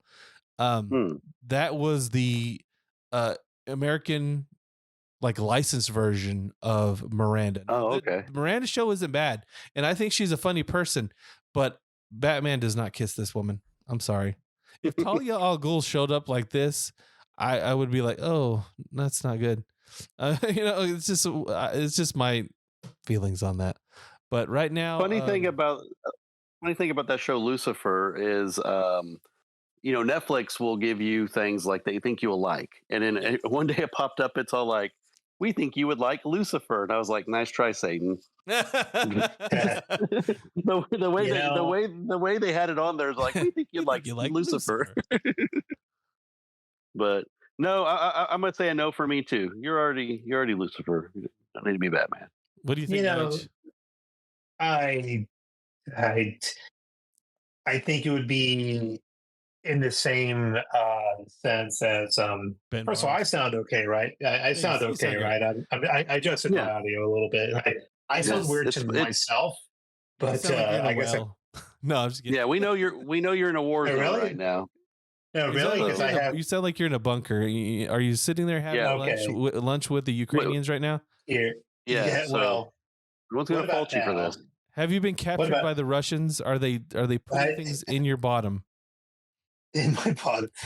This is a lot for just a podcast. We sent him to Ukraine to get interviews, which he hasn't yet, and it's kind of dangerous. Maybe we shouldn't have. Yeah, we put good money after bad here. I don't know why we kept doing this. Yeah, I adjusted my audio because I switched to the AirPods, and I'm you sound great. Okay, now the thing is, for the loosey goosey guy here, the Lucifer, he would to me, I'm like, well, Robert Pattinson ended up being a version of Batman that I liked. It's just not the traditional ideal version, but it can be something that might be good. But at the same time, I'm like, with a lot of these adaptations, And I mean, if you want yes or no, I'm just saying no. But with a lot of these adaptations, I'm like, yeah, I'm sure it would be good for what it is. There have been some great movies that I just really love, but at the same time, they're still good for what they are. And it's still that little twinge of disappointment that it's like, yeah, but they could make the perfect thing. They just kind of choose not to. And and I think at best, this guy and maybe all of the actors on those lists would be like, yeah, you could probably make like a good version. It's just that's a lot of time and money and effort into something. That's fine at best. Yeah. All right, moving on to number 8, Aaron Taylor Johnson, better known for his casting as Kick-Ass and Speedster Quicksilver from the Marvel Universe. I am a solid no on this guy. I am sick of seeing him in comic book stuff. In the and he's also going to be Kraven the Hunter. So yes, no. Another his dance card is full. Yes, stay out of it, bro. I straight up no. What do you think, Noah? Yeah, I mean, kind of the same as the last guy. I mean, like you could probably squeak out a fine version, but I'm like, it's not the version I think anybody really wants to see. I mean, physically, like you could. He works, but you could gamble and say, like, hey, that ended up being cool. But I'm like, that's cool for this, but I really want to see just an honest to goodness Bruce Wayne Batman, and this ain't him. I liked him in Bullet Train, but like still that, even in that you're like, nah, he's not acting anything like Bruce Wayne, which he's not supposed to, but like still I'm just like, I don't see it. Yeah. Solid no for me. Richard Madden. I believe this guy is also, Game of Thrones. He's the other British guy, correct? Yeah, he's also British. No, Rob Stark. No. Especially if you've played another. I don't know. These doubling up to me is also a bad thing. I'm sick of seeing like the same character just in a different universe. Again, British. No, it's a no for me. And he's just strange. I mean, he's not like an ugly guy or anything. He just he looks like, I don't know, just like, I think his jawline would look good in the costume and whatnot. But as for like a Batman, that's almost all that matters. The lips and jaw, Yeah. Many nerd fanboys obsess over the jawlines and lips of many male actors. But yeah, not for me. I saw a little bit this morning because I haven't watched the Eternals. I could give a crap about Thunder. But anyways, I was watching a bit of the Eternals this morning on YouTube, and I was like, ugh. I was like, yeah, he just not for me. It's not for me. But what do you guys think? Just the modifications that would have to be made to make it work is just not worth the effort. Just immediately, just like no. I mean, if he was here in the room with me, I would be nicer about it. But I doubt he'll ever listen to this, so I'm just going to say no because straight up spit in his face. No, it'd be like I would throw acid in his face. I think he probably will listen to this, so I just want to point out that I think he'd be perfect when he does listen to this. That. And if you want to me and my new best friend Richard Madden can go, hang out. So fly around on your jet and all that good stuff. Yeah, but still, all in all, I don't think so. Yeah, I'm not a fan of this one. Let's move on. Number 6, Scott Eastwood. Now this is one I can get behind. I don't hate Scott Eastwood. I've seen him in a couple of things. And I remember specifically in the All-Star Batman comic that whenever he picks up Dick Grayson after his parents die, and I mean he immediately snaps him up. It's hilarious. Yeah, immediately. He immediately kidnaps his child, and so it's kind of predatory a little bit. Yeah. So he kidnaps Robin, and he starts and Robin starts to talk about how Batman sounds like he's doing a impression Clint Eastwood. Of Clint Eastwood. And so whenever I saw this, I was like, yeah, I mean, if he can pull off that, that little, that gruff, voice, then I would say, yeah. And I would be okay with this one. He's not my first pick. He's not my favorite, but I mean, I'd be okay with that, Scott Eastwood. And we're bringing it back to America, damn it. Yeah. So I think James Gunn would be like, too old. Yeah. Move along. So I have a lot to say about Scott Eastwood. I like Scott Eastwood. The few things I've seen him in, I'm all like, I like Clint Eastwood, so I'm gonna like Scott Eastwood. Yeah. But no, back in the day, the fan casting was like, Clint Eastwood was everybody. Clint Eastwood was like the perfect Punisher, the perfect Batman, the perfect Wolverine. And That's another one of them. Yeah. I remember when me and Ty first saw the first trailer for X-Men. I said that, man, that Hugh Jackman guy reminds me of like a young Clint Eastwood. Oh, yeah. So having said that, I always thought that Scott Eastwood would be a good Wolverine. Hey, well, now that's interesting. That's interesting. You say that now. So, like, do you think that Scott Eastwood would be a great pick for Wolverine if they have to recast him? I know that Hugh Jackman is coming back for the Deadpool movie, but that doesn't mean that he's coming back for the entirety of the Marvel universe. I would say 100% yes. Now, the only thing I don't know is, like, I've seen a few things he's in. I don't know about his acting chops, but like maybe he just hasn't been anything big enough, because like the very small part he had in Suicide Squad, the first one, was like, I mean, barely like anything, but soldier or something, didn't he? Yeah. So, but the few things I've seen where he's had longer things, like I saw him in a comedy, he was pretty good in it. So I would say if I was the casting director, I would just want him to be Wolverine. Batman, not the worst choice, not my first choice, but that goes it's into getting Batman. So I get what you're saying. Yeah, but I think he could be a good Wolverine. Batman, you have to kind of play two people, sort of. Yeah, you do. Or just a person with a big conflict in them with their sense of self. Yeah. And for Wolverine, I would think, can we get somebody who's not like 8 feet tall, please? Yeah, exactly. That was kind of the only thing I had going when I was a kid. I was super duper short. So whenever Bodz would talk about Wolverine, I was like, that's awesome. He's only 5 foot. Yeah. That's awesome. Or 5 foot. I remember I wanted to grow up and be short and hairy, and then instead I ended up more like Gambit. So yeah. Well, you ended up more like the Hugh Jackman because you're taller and lankier. So yeah. So when he got cast, I was like, all right, things are looking up for old Bodz. Get behind this all day. Yeah, perfect.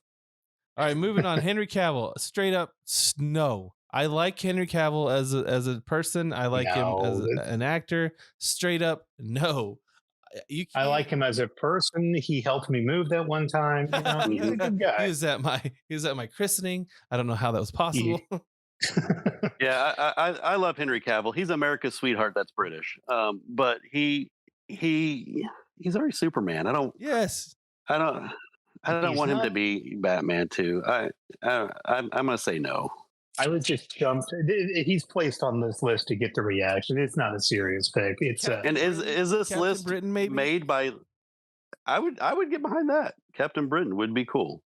Yes, I like the Captain Britain idea because if you get anybody to care about Captain Britain, it's going to be Henry Cavill. Yeah, for sure. Like exactly, he cares about like when he if there's something he likes, he gets behind it. So because like even like the average Marvel fan, they're like, I know who Captain Britain is, and it's kind of weird. In the 90s, if you were in the 90s, you know who Captain Britain was because it's all part of the X universe that they were pushing so hard. Yeah, like even the biggest fan is like, I'm aware of who that is, and that's the extent of their fandom. Yeah. No, I think he'd be a great Captain Britain. Yeah, but as for Batman, I say no. We're just going to move right along to the next guy, Sam Witwer. I like Sam Witwer. I don't hate him. He's LT from. He's always going to be LT from Battlestar Galactica. But I think he's kind of strange looking. His like I don't know. It's a little bit harsh on the features. And maybe that's I'm a little biased.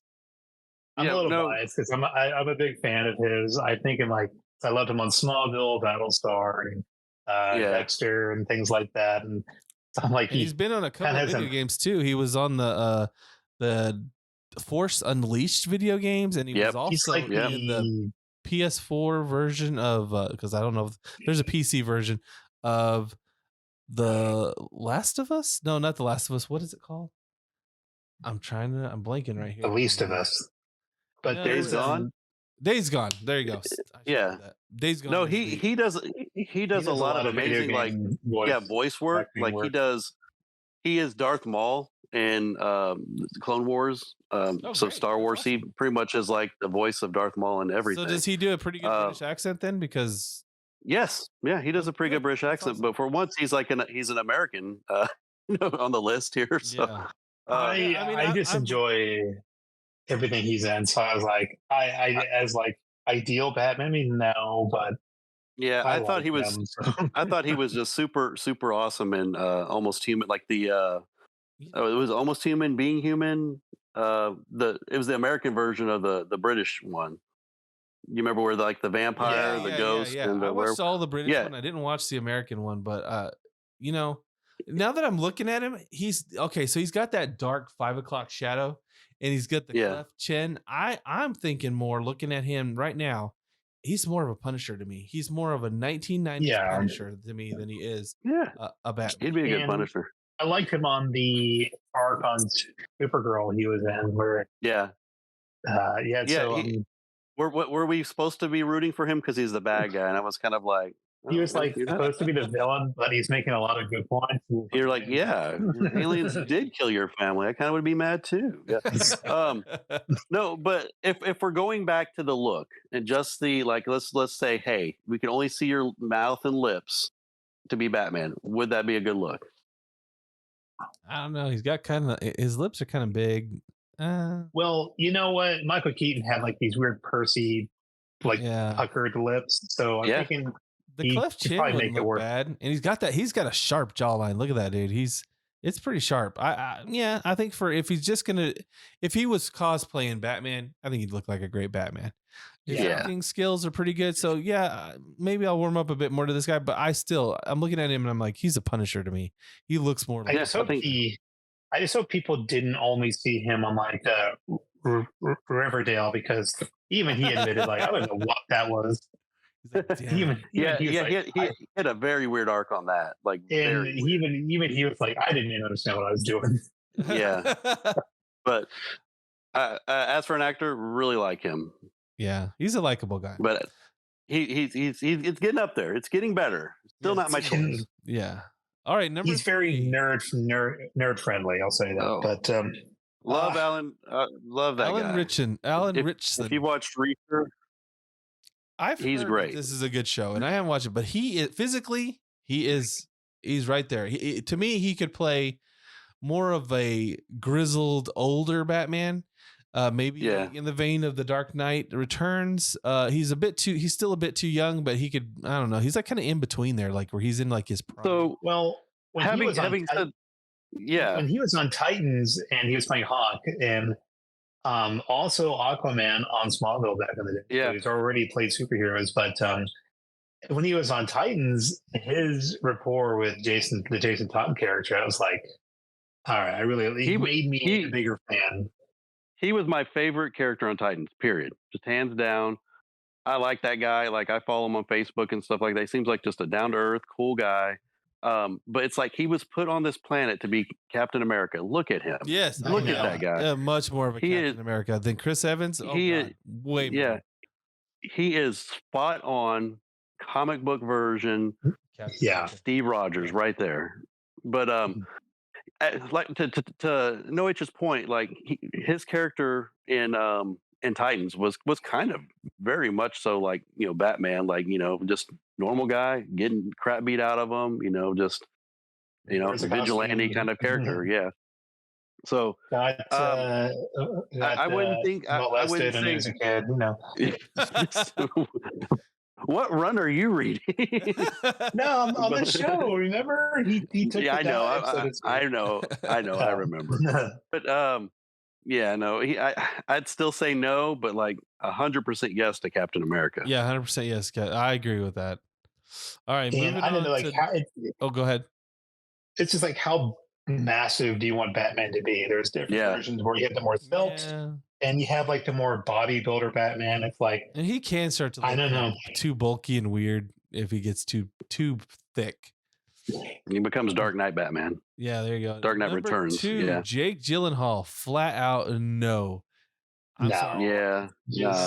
I don't want. He's too old now. He's too old to play Batman, and he's also he's already been in a superhero movie, and I just no, it would just be Jake Gyllenhaal being Batman. It's just a it would be broke bat mountain jokes all the time. With Robin. And there's the Heath Ledger connection there too. So it's like, I would, and you're right, he would be. It would just be Jake Gyllenhaal being Batman. You can be Prince of Persia, but you can't be Batman, man. Kudos for not being British, but still no. And I don't hate Jake Gyllenhaal. What is this movie that he's in right here? Because he looks like John Wick all of a sudden. I want to say it's that latest movie where he was like with the ambulance. Is it called Ambulance? I don't know. Called Ambulance, yeah. I think it may be from that movie. Maybe End of Watch. Like took a really dark turn where he's got an AR-15. He's going to do business. He's going to put people in ambulances. Maybe I like Jake Gyllenhaal, but just not for this. No, not for this. If you see the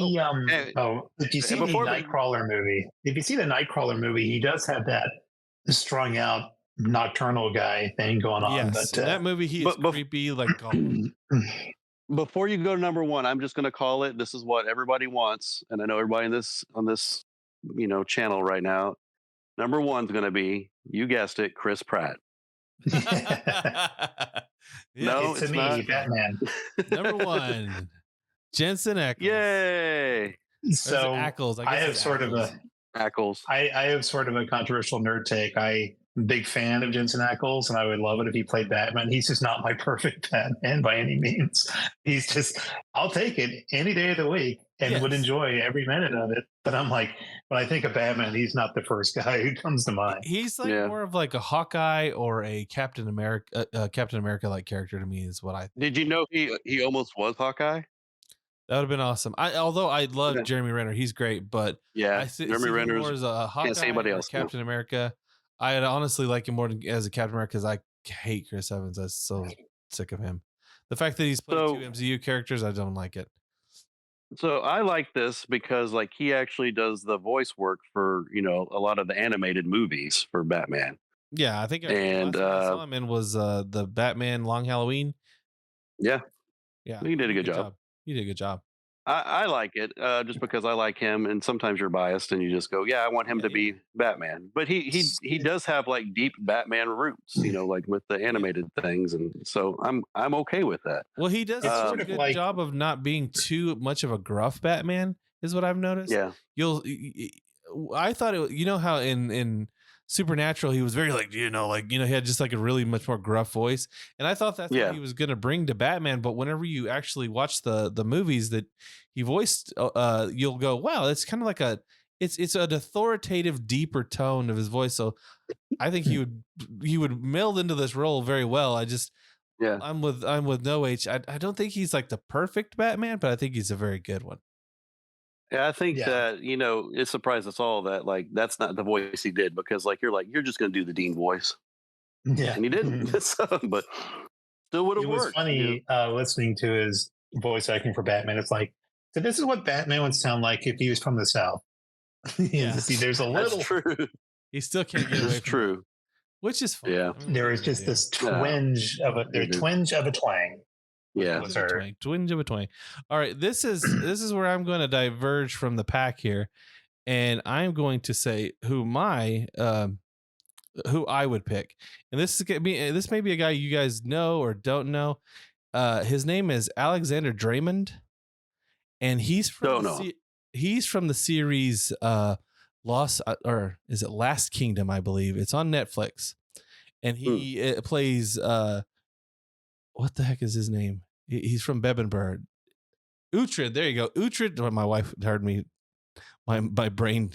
Uhtred of Bebbanburg in the series Last Kingdom, and he's actually really good. And physically, he's not too imposing, but he's not. He's kind of in the middle where I think Batman should be, because if you get him too buff, he looks too weird in the suit. But he's too skinny, and he starts to look like Robert Pattinson. This guy's kind of like right in the sweet spot of this, and this would be my pick for this. And I mean, he has the blue eyes, he's got the hair. I think his jawline would be great in the mask. I think this would be my perfect pick for Batman.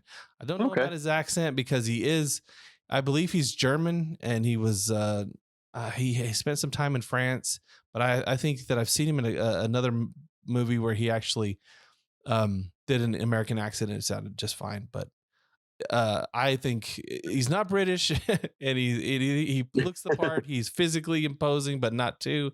He could play Bruce Wayne pretty well. This would be my pick. I actually don't even have like a perfect pick, to be honest with you. Like I remember at one point I thought, John Hamm would probably have been a good Batman, but now just see him being funny. Yeah, now just see him being funny and stuff. It's like I don't know if I can take you seriously. But yeah, I don't have a perfect fit. I don't have a pick. So yeah, it's like you just hope for the best. It's the pun intended bane of the existence of casting directors everywhere. They're like, I have it in my mind, but I just haven't seen it yet. That kind of thing. Yeah. Yeah. Or you don't even see it in your mind. You just have to know it when you see it. And yeah. A lot of it just comes through in pure performance. Like, I think based off of looks alone, yeah, sure. This guy, Yeah, and he's got pretty good acting chops. If you guys ever get a chance to check out his show, Last Kingdom, it's awesome. It is a good show. Oh. He's a really likable actor too. Like when you watch him, you'll end up going, oh yeah, this guy, I could totally dig this. And he's unknown enough, because that's another thing that I have a problem with Batman. Is I either want to pick from somebody like Keaton was just, as a kid, I was like, when they showed Michael Keaton, I was like, that is crazy. I would have never picked Michael Keaton on my own. But whenever I saw him play Batman, I'm like, oh yeah, he is my Batman. He's still my Batman to this day. You're thinking years later, Tim Burton was right to cast his friend. Yeah. But what's funny is like kind of going back to before, Wizard had fan casting. Before Wizard, there was a magazine called Comic Scene. Do y'all remember that? A little, yeah. It was like a comic. It was a comic news magazine, which this is before internet. So like the stuff they said was like, is it still relevant? Sure, because we don't know.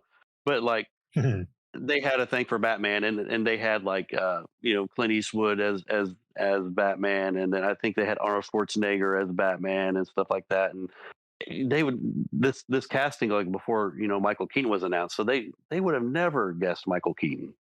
That was not the ideal person at the time. So to Ty's point, it probably is going to be someone we don't know, someone out there that like we, or at least that's what I was going to surprise us. Yeah. All right. Yeah, so there's going to be. Go ahead. We're going to be won over the trailer. Yeah, these days. Yeah. Okay, so moving along to the next story on the docket, we're going to talk about the breakup. I guess permanent breakup. You never know with Marvel. Who knows? the disillusion of Spider-Man and Mary Jane's romantic relationship. I guess he finally spent all his web fluid over at Felicia's house, and it must have angered Mary Jane. And now she's apparently got a new boyfriend, and he has kids, and she's helping him raise. And I don't know. Spider-Man and Mary Jane have been put through the ringer. I remember in the 90s, it was like the honeymoon years, and they were like, it was weird because Todd McFarlane was drawing it at the time, and he had this weird kink about Spider-Man constantly like leaving Mary Jane all web fluid up to the wall or on the bed. And I was just like, you know what? I don't need to know them this well. But it's apparently that boat has hit the rocks, and now they're just friends, and he thinks of her as a sister or a very good friend that he loves. That's weird. Just weird. Yeah, that's just bizarre. It is. Is it because he's more into a Zendaya type now, where he's like, Mary Jane, we had a run, but you're just not what I'm looking for in these days. Well, I was kind of wondering if this is like their Elektra moment, because in the I guess it was the early part of the late part of the 70s, early part of the 80s, you had Daredevil, and he was with Karen Page. And so Karen Page was like his love interest for a while. And then all of a sudden you have Frank Miller come in, and he said to himself, he's like, why would he have such a boring a girlfriend? And he comes up with Elektra. Nachos or not? I can never nachos. Yeah, nachos. And he I go for some nachos. he decides to say, well, he would pick an exceptional woman that could match him physically. And so that's where we got Elektra. And I think that's probably what's happening here, because Felicia she can physically match him. I mean, she's not as strong as him or whatever, but agile and, acrobatic and all that stuff. I don't know if this is what they're doing here. They're saying, well, Peter Parker wouldn't have like a normal girlfriend, no matter how much he loved her from the past. He'd have somebody that, who could A, live in his normal life, and B, live in his comic book character life. And so, or superhero life. So I don't know. That's just my take on it. They've been teasing us with this Felicia thing for years. And I guess now, I don't know, because this actually, they're going to tell us what happened in the next Amazing Spider-Man, which I believe comes out this Wednesday, and I may or may not pick it up. But I will definitely figure out what happened in it. And so I don't know. That's just my take on this. What do you guys think? It'll be interesting to see how they explain this initiative to drive up sales. Yes. How will they explain this way? Because that's the only thing I see. It's like a big gimmicky event to mark up sales. I'm like, at least no one died. Yeah, I'll take this over another death. Yeah. Well, apparently in like I guess it was in the early aughts or maybe early 20s, 10s. Joe Quesada took over. Remember, he was editor-in-chief at Marvel for a while. I think he was editor-in-chief.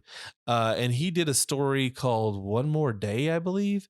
And that was what killed sales, because he apparently had Peter give up his relationship to regain his identity or something. I honestly can't remember what the storyline was, but that was Joe Quesada's attempt at doing something, I guess, to boost sales of Spider-Man, which I don't know which were doing that bad at the time, but people hated it. You either were okay with it or hated it. There was nobody who loved it. That was such a polarizing event, or not really polarizing. I guess it'd be mid to hate, but that people were just like, I'm done. I'm out. Take it off my pull list. Rage quits. Yeah, they were just so pissed because it just, it's just a stunt. And stunts after a while, you're like, you know what? This is the same. When you got them married, it was a stunt. Now that you're breaking them up permanently, it's a stunt. And now this is a stunt, Yeah. And I think it's just so obviously a stunt. And you get to know these things and you're like, well, it's not new, but it's also like, oh my God, another one, Mm-hmm.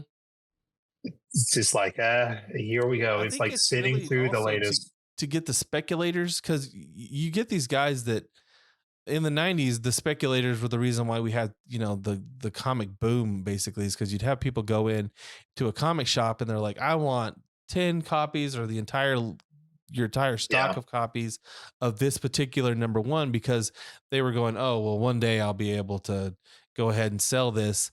And now they have, lining for their birdcage. But this to me smacks of that same thing where they're trying to go, hey, we're going to go ahead and do an event like this. And the speculators look at it and they go, oh my gosh, this is like, every time you have like a first appearance, somebody or death, somebody or something like that, speculators, like, they swarm in on you. They grab that issue up, and that's like a huge selling issue. And that could just be a jolt of cash flow that Marvel needs, whatever. But that's another reason they do this stuff. But I don't know, same stuff, different day. Yeah, it's just, I think it's a lot of crossover event, big gimmick thing fatigue for sure. Because if you read comics, you kind of know this just comes with the territory.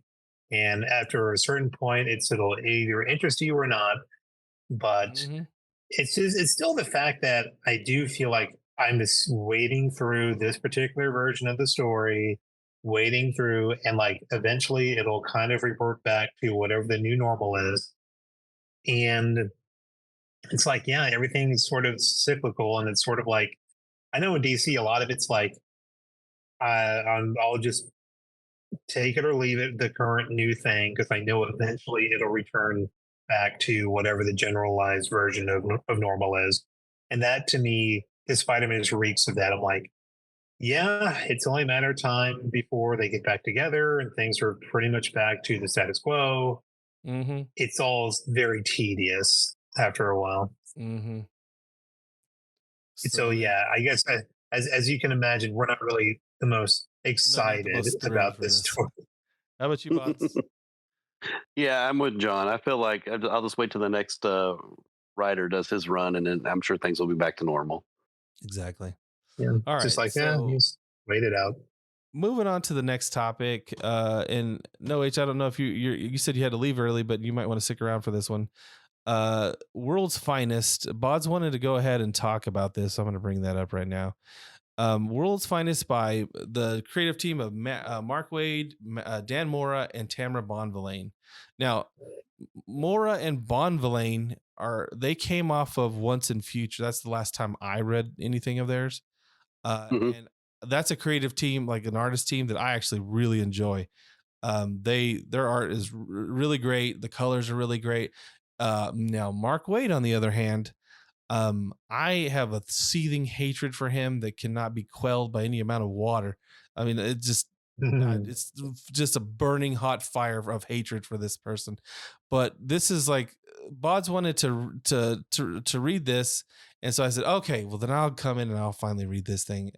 I'll just skip over my hatred for him. And I got to say, this was actually not a bad. But Bodz is only going to be talking about the first 3 issues, but this isn't a bad take. This is the one time where I thought Mark Waid was actually, he didn't have like an agenda. It felt like it was written like an older book where it's just about comic book stuff. And that made me happy for once, because most of the time when Mark Waid gets hold of something, you end up with Wade Devil, and I just want to just kill myself. I'm like, Wade Devil. Shut up, the kind of thing. Just stop writing books. But this one, I'll give him a pass on. This one wasn't bad. But go ahead, Bodz, take it away. Yeah, I feel like that's kind of the point of this book, is to feel like the older books, like to feel like, this is old Superman, old Batman. Even in the beginning, it says, I believe it says like not too distant past. So, Yes. This isn't right now. And I love it has wanted to Dick Grayson in it. Yeah, and I love his costume. Like, it's Dick Grayson. All it is just they just, instead of the tidy, not whiteys but greenies, they're just all the way down. They're just pants. They're just black tights. I mean, it looks like there's some like knee pad armor. If you look at his gloves and Batman's gloves, there's like kind of like the 89 kind of on the top stitching in it and stuff. And I noticed this today. Logo on the front of his costume. Yeah, right now. That's the scallop and then bottom. Yeah, and I found that too. I was like, that's straight up 89 right there. The whole reason, this is a very, very stupid reason for wanting to read this, was just like, man, I like the character design, like his costume, Superman's costume. It goes back to like that's my Batman, that's my Superman. Like when I was a kid, that was it. Look how bright like the blue is in Superman's costume. It's not dark, it's not muted.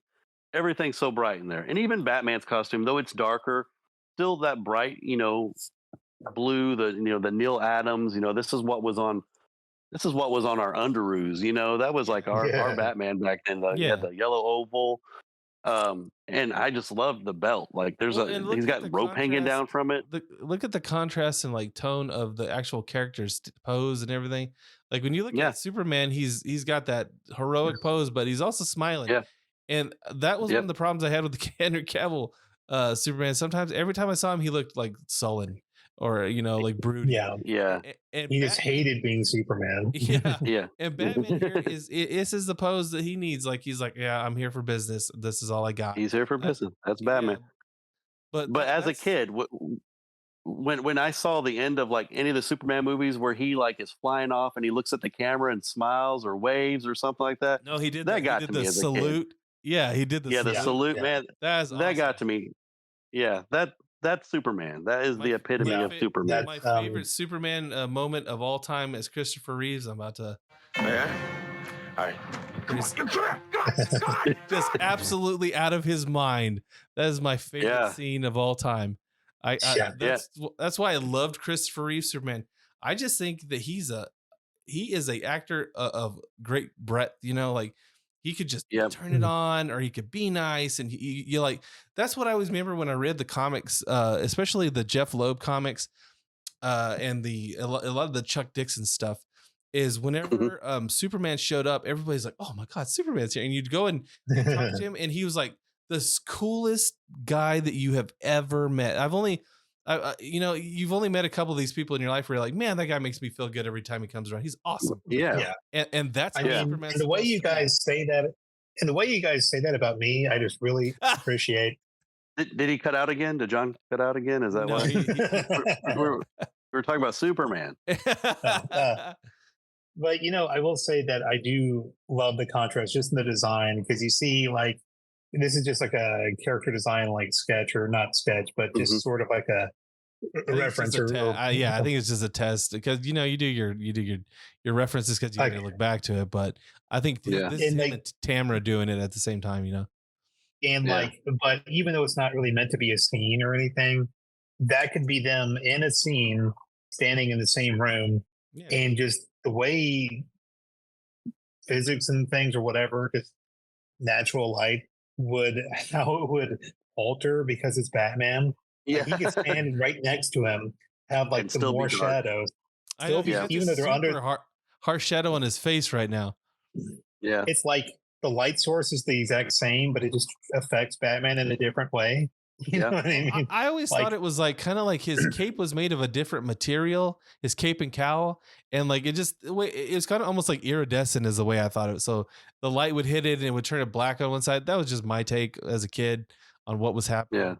Yeah. We have more shots of this. But this is just awesome. Look at Robin's costume. Look, Batman's like, and great. I love the belt. Like, it's got the capsules, it's got the pouches in the back. There's another shot in like issue 3 where you can see where his grapple gun is. I love the rope hanging down it. It's just like a battle belt, our friend Luke, he had that battle belt that one time. I was like, that kind of looks like that. And that's, some of this stuff, I would think that Batman would have to like get from civilian stock and go, hey, this isn't something I made for myself, but it's something I have put together that uses all this stuff that I am actually able to get. I think Bruce Wayne hits up the Bruce Wayne hits up the Army Navy surplus store. Yeah, probably does. I mean, it looked like that for sure in the Batman. It looked like he had a police belt. Yeah. And so the character design is a big seller for this, and not just the design of the costumes themselves, which are great, but it's also the big sort of like a throwback to what we were discussing earlier, like just pure fun. And it's sort of like this could be canon, it couldn't be canon, but it's just showing it's more emphasis on the importance of it's just a fun story. Yeah. You know what I mean? And that's all they need. That's all they need to be. And I know, John, you keep up with the more modern Batman stuff. So I know recently he went back to that costume kind of because he's broke. So he kind of went back to like a more. He was, instead of being a billionaire, he's a lowly millionaire. Oh, poor man. They reduced his wealth a little bit. Is this the Chip Zdarsky run that you're talking about, or is it because I'm a lot of the stuff I hold off on because I'm waiting for the Omni? I will be honest, and I will say that I dropped off of Batman for a while. I like Fear State. That story was like sort of like the main cutoff. I sort of I was keeping up with it, and then I don't know. They did some big type of change, and they showed up. There was like a lot of Ghostmaker, and I'm like, he's fine, but it was a lot of new wave of Bat things that I was like, yeah. And like Punchline was a big deal, and God, Punchline, dude, everybody is going nuts over that. I'm like, and Clown Hunter. I'm like, I don't know, man. I'm just gonna come back when this is done. Oh, this is it's like once the shot of penicillin kicks in and they're all gone, we'll be fine. But this is I don't know. This was, like you're saying, a fun book. It wasn't. Yeah. It didn't seem pretentious. It didn't seem like it was like trying to not be superheroes. It was just like straight up superhero stuff. A lot of the dialogue, it just smacks of old superhero comics. And I I thought it was great. I love that they had. I mean, it seemed to me though that like they were trying to show as many characters as they could, because you had Metallo show up, and Poison Ivy, and I think it's some Felix Faust. Yeah, some really like obscure comic book characters from the past, and it was like, well, even hey, look at that, look at his grapple gun. That looks like the '89 grapple gun too. Yeah, and look at that logo, clean '89 logo right there.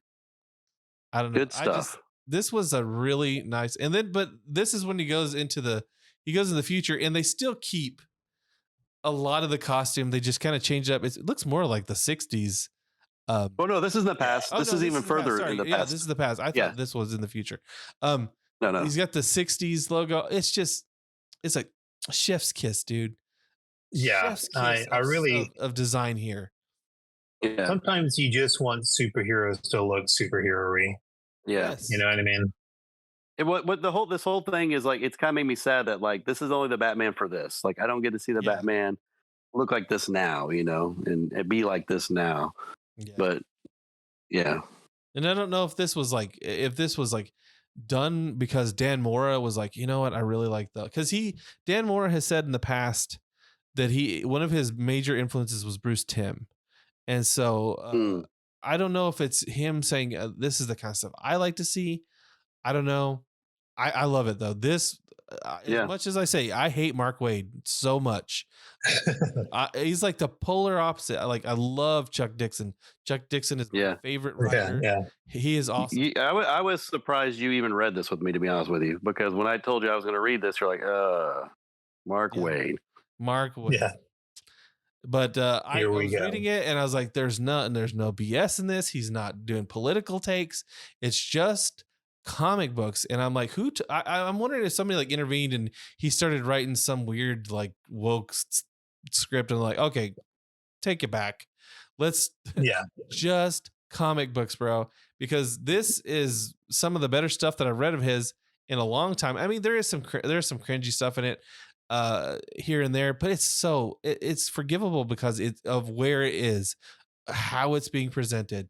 And so you're like, you know what? I don't care. It's a comic book. I love it.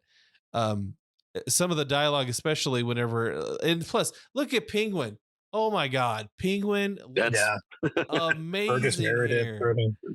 That's our old Penguin. It's our old Penguin. I don't think we have any more pictures of him. He looks spot on in this book. I was so happy to see him. Look at young Robin. He looks great, except for I'm glad they didn't. They gave him boxers. The boxer briefs, because the pixie underwear was a little too high cut. Do we want to talk about the times you ran around in boxer briefs, like in public? I have done that. Amp Guard, the LARPing. You were a barbarian type character, and I had just my boxer briefs on. Hey, I looked great at that time. So it was the homage to Kazar, if I remember correctly. Yeah. I had little leatherette cuffs. I mean, like bracers, and oh my God, I can't believe I went out like that. But I rocked it because at that time I still had a 6-pack. And when you're younger, you're just you're not a middle-aged mutant. When you're I was a very young new mutant. I was a new mutant. You were a new mutant at the time. Yeah, I showed off to the ladies at the LARPing event, which you don't really want to do. Just a little hindsight, maybe not do that. So. But, and I always appreciate anytime they use the sound effect "choom." That's our favorite. Our Choom Patrol, where we will look out for any and all chooms. Just the best. I'm not sure why I like it so much, but just my favorite. But and one of the things I really appreciate here, especially about, because like the Batman and Superman books, they've come out with those forever, and like they always are like, I'm sure it's fun, but I'll just don't want to read like right away. And even though it's like two of my favorite characters, you would think like, here you go. What else do you need? Yeah. But it always sort of like, I don't know. I enjoy their individual books.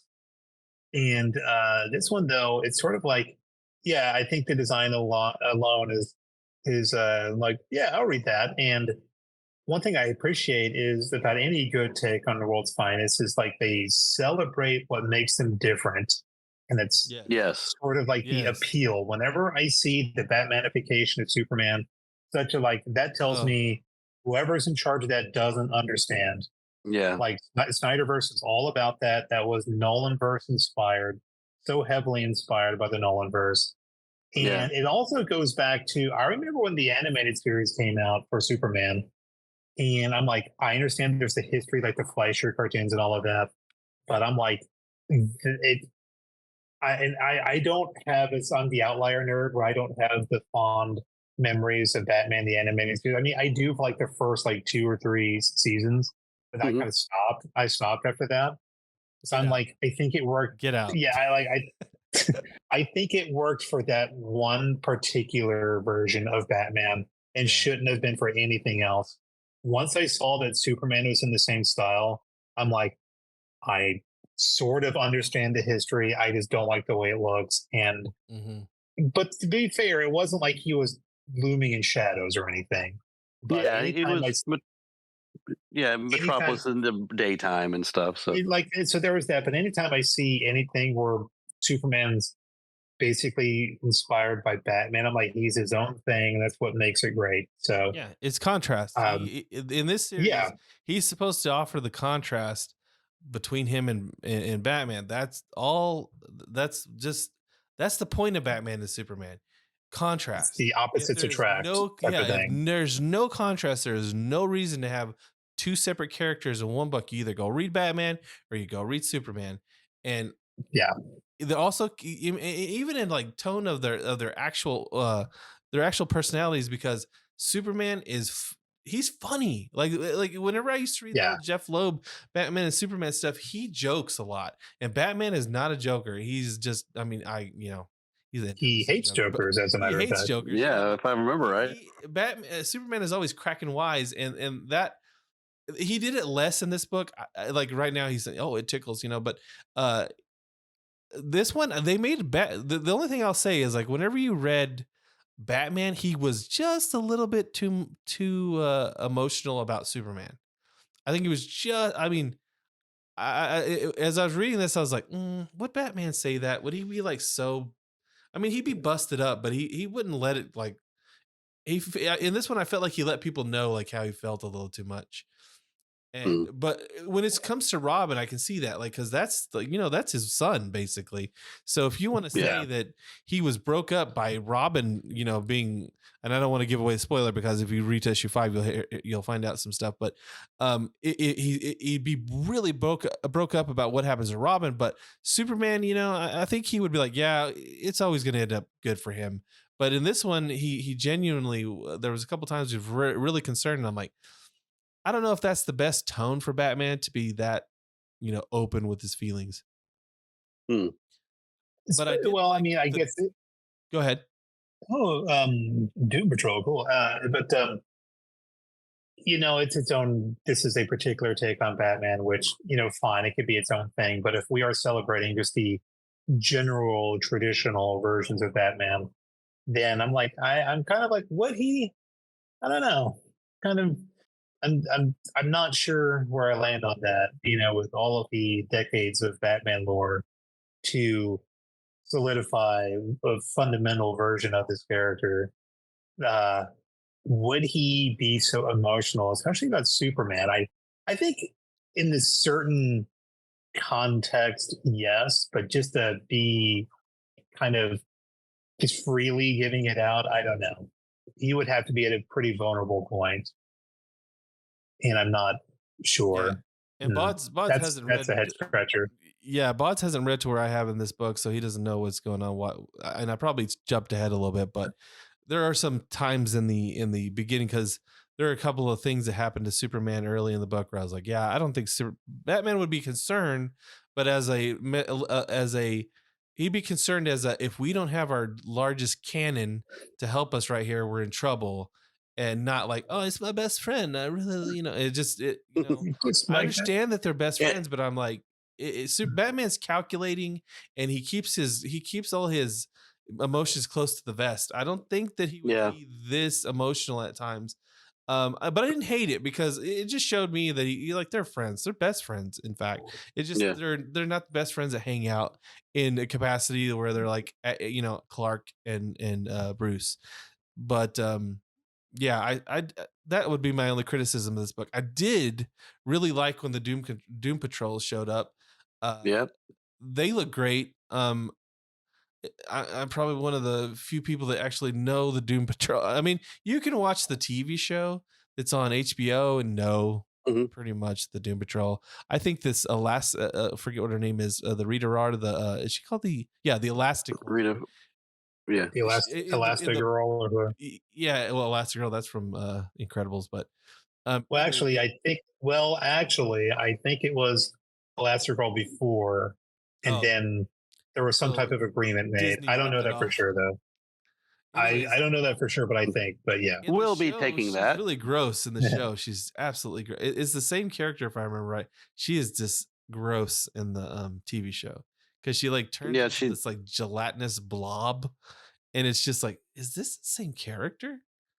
Yeah, she hasn't really got control of her powers in that. It's really gross. She just turns into this disgusting thing. But yeah, I liked this take. It was classic. And again, you go back to the old stuff, and even if there's some cringy stuff, I will forgive you because when you're a comic book first, I love it. It's just it's my it hits all the notes for me, and I can forgive a lot of cringy stuff if you're just a comic book first and you stop thinking about the movies. And I'm not saying that this book was told in a cinematic fashion. There is not a lot of dialogue here. You can get to some books, like whenever you're talking about like let's say you bring in somebody who's famous, like for example, whenever they did Guardian Devil with Kevin Smith, you bring him in and that guy is so flippin' verbose, it makes me want to throw up. Although I like Guardian Devil, it is a slog sometimes to read because you're like, he just wants to talk, and he wants to. And I was like, I was reading the book, and I was like, he's gonna say morose in this book. And once he's gonna say morose, and I was not wrong. He did say morose, and I was like, it's just. You pointed that out in Green Arrow, also, didn't you? His run of Green Arrow, didn't he say morose in there also? I think he did too. Yeah, I believe so. Yeah. It's just he likes the word. It's like it was a good story. Don't get me wrong, it was a good story. However, I think that in this instance, this is where a seasoned writer, and as much as I hate Mark Waid, I can't believe I'm complimenting him. This is where a seasoned comic book writer shows that he knows how to write for comics better than a script writer for a movie, because he knows what he doesn't have to tell because it's going to be picked up by the artist to convey that kind of stuff to us. It's notes in the background, just like stage directions or whatever, but he knows what to say and what not to say. And Dan is such a good storyteller himself. He knows what to show to get us like that synergy of like, this is just, a writer and an artist who know what they're doing. And I don't know. This was a fun book for me. That is a big compliment coming from Ty, the man who killed his father. That's hard, dude. Inadvertently. It's hard. Giving him a compliment. If this was Chuck Dixon, I would be filleting Chuck Dixon right now, but I can't. Mark Waid, no, he gets the thumbs down, dude. I absolutely hate him. It's funny that you mentioned that. Like, there's one of the reasons, like, nobody reads a comic book to read. First and foremost, like you show me a lot of dialogue boxes, I'm like, oh man, here we go. It's gonna take me a week. And some of those old timey comics, like from the 30s, 40s, 50s, and 60s, they're fun, but man, a lot of reading. It was like, were they getting paid by the word or something? They crammed it as much as possible. By the letter. Yeah, by the letter. Like, man, and like comic books are about characters. They meant the letters themselves. And this is a 500-word comic. And I'm thinking, like, back in the day when all you had was like the radio, and you might have had TV. I guess you wanted your comic book to last you a while. Yeah, that's true. Now it's like, I got things to do, man. I want to be able to breeze through this in like maybe 5 minutes. you know, like the artists who agonize, spent hours and hours to meet a deadline. I'm like, flip thing through. I get the gist of it. Yeah. Well, that's why you go back and you look through it again. You read it the first time. I always feel like the first read is just so I don't spoil any story for me, and then the second like flip through is me just like pouring over, because we're all artists here. We all three of us draw. And so we probably all have like a little special place in our heart for good art, and like that's where I like I said, my second flip through is me just like going, oh my god, that's beautiful, oh that looks awesome, or me just totally shitting on this thing, going, wow, I cannot believe this guy has a job. Like whenever you get to issue, like, because I'm at issue 5 on this, once you go to 6, they get another guy, and his last name is Moore. I can't remember his first name, but I was like, oh god, this is so bad. It's so bad. I was it's just not there. I mean, they try to. They change artists. They change artists, but Dan Mora does come back. Like he gets a 2-issue break, and I think it's just so they basically give him a break so he can keep doing the rest of the series. And I don't know how long Dan's gonna last, because he's super popular these days. He's like, him and Jorge Jimenez seem to be like the most like popular comic book, and I have a theory on why they're very popular. Not to downplay their art. Our art's great. Jorge Jimenez is working on a comic I'm reading called The Nemesis by Mark Millar, and it's great. He does a really good job. But I think there's another reason. I'll talk about that later. But the issues, I think it's 6 and 7, they change up to another artist, and it's just like it's what it is. One of those you're gonna read through, and you're not gonna like look at the eye cancer that is on that page. You're just gonna move past it, and then you're gonna go and you're gonna hit that Dan Moore art again, and you're gonna be like, oh, that's better. That's what it's gonna be, the soothing balm, the eye drops on your eyes. It's because I think at least I recognize whatever, that drawing is super hard. So I'm like, I try not to be so judgmental when it comes to art, especially when they're meeting deadlines. But I'm like, you see some is like, good grief. The reason I don't pursue this is because I don't think I'm good enough. And here this guy is getting paid producing garbage. Yeah. Well, some of the stuff Marvel was pumping out during like the all new, all different Marvel, I was like, oh god. And then you would see an artist come in, like you got these artists that were like working their way out. Like Ryan Otley to me is like one of those guys that you could tell that he should have been born in the 90s, because he would have been right at home during the Image heyday. He would have left Marvel to go over to Image, and he would have been one of those guys. And then you see, just because he's younger, he goes and he does Invincible. That's where he's basically, I think he did a little bit of the Kirkman had this comic called no, that was all Terry. That was the same guy who started off doing The Walking Dead. I think that it started off with Cory. I can't remember his last name. Cory was Booker, I want to say. No. That's a political guy. But anyway, there's this guy named Cory that started off drawing Invincible, and he couldn't keep up. He couldn't keep up with the pace. So they brought in Ryan Otley, and he started working on it. And he just became a phenomenal artist during that series. And then I could tell that he was like, well, I want to move on. And that's kind of why the Invincible series tapered off into nothing and ended, because he wanted to move, or he wanted to draw for Marvel. So he did Spider-Man. Right now he's doing Hulk. But I think what has happened is he came to this, and like right now he is wasted upon this generation of comics, and I think he kind of knows it too. And I think he kind of found out the money wasn't as good, so he said after Hulk is over, he's moving on to independent comics. So I think he's going to be drawing for himself from now on. But this era, some of the artists, I'm like, are you kidding me? Just. And like one of the most horrible examples, and I have a theory of why it is what it is, but the latest Tim Drake Robin series, I'm like, no, I like that Tim Drake has a series now. The reason seems kind of gimmicky, sort of like it's the equivalent of like a character died or something. The way these matters are handled in comic books, they don't seem genuine to me. They're just all for sales. And I don't think they're truly being authentic to any cause. I think it's just driving money. And but whatever, you know. Yeah, it's just pushing out content. But so I'm like, well, Tim Drake is one of, if not my favorite Robin. And so I like that he's getting some love now because he's always been like the heresy. I know you love. No, he's great. I know you love. No, he's great. I love. If you were to give me like a tiered list, it would go Dick Grayson, and then it would be Tim Drake. I do like it. I do not like that they made him gay because he's been straight forever. Why all of a sudden he started playing for the other team? I don't know. I was going to say the only person who likes Dick more than Tim Drake is going to be you, but that's Dick Grayson we're talking about. But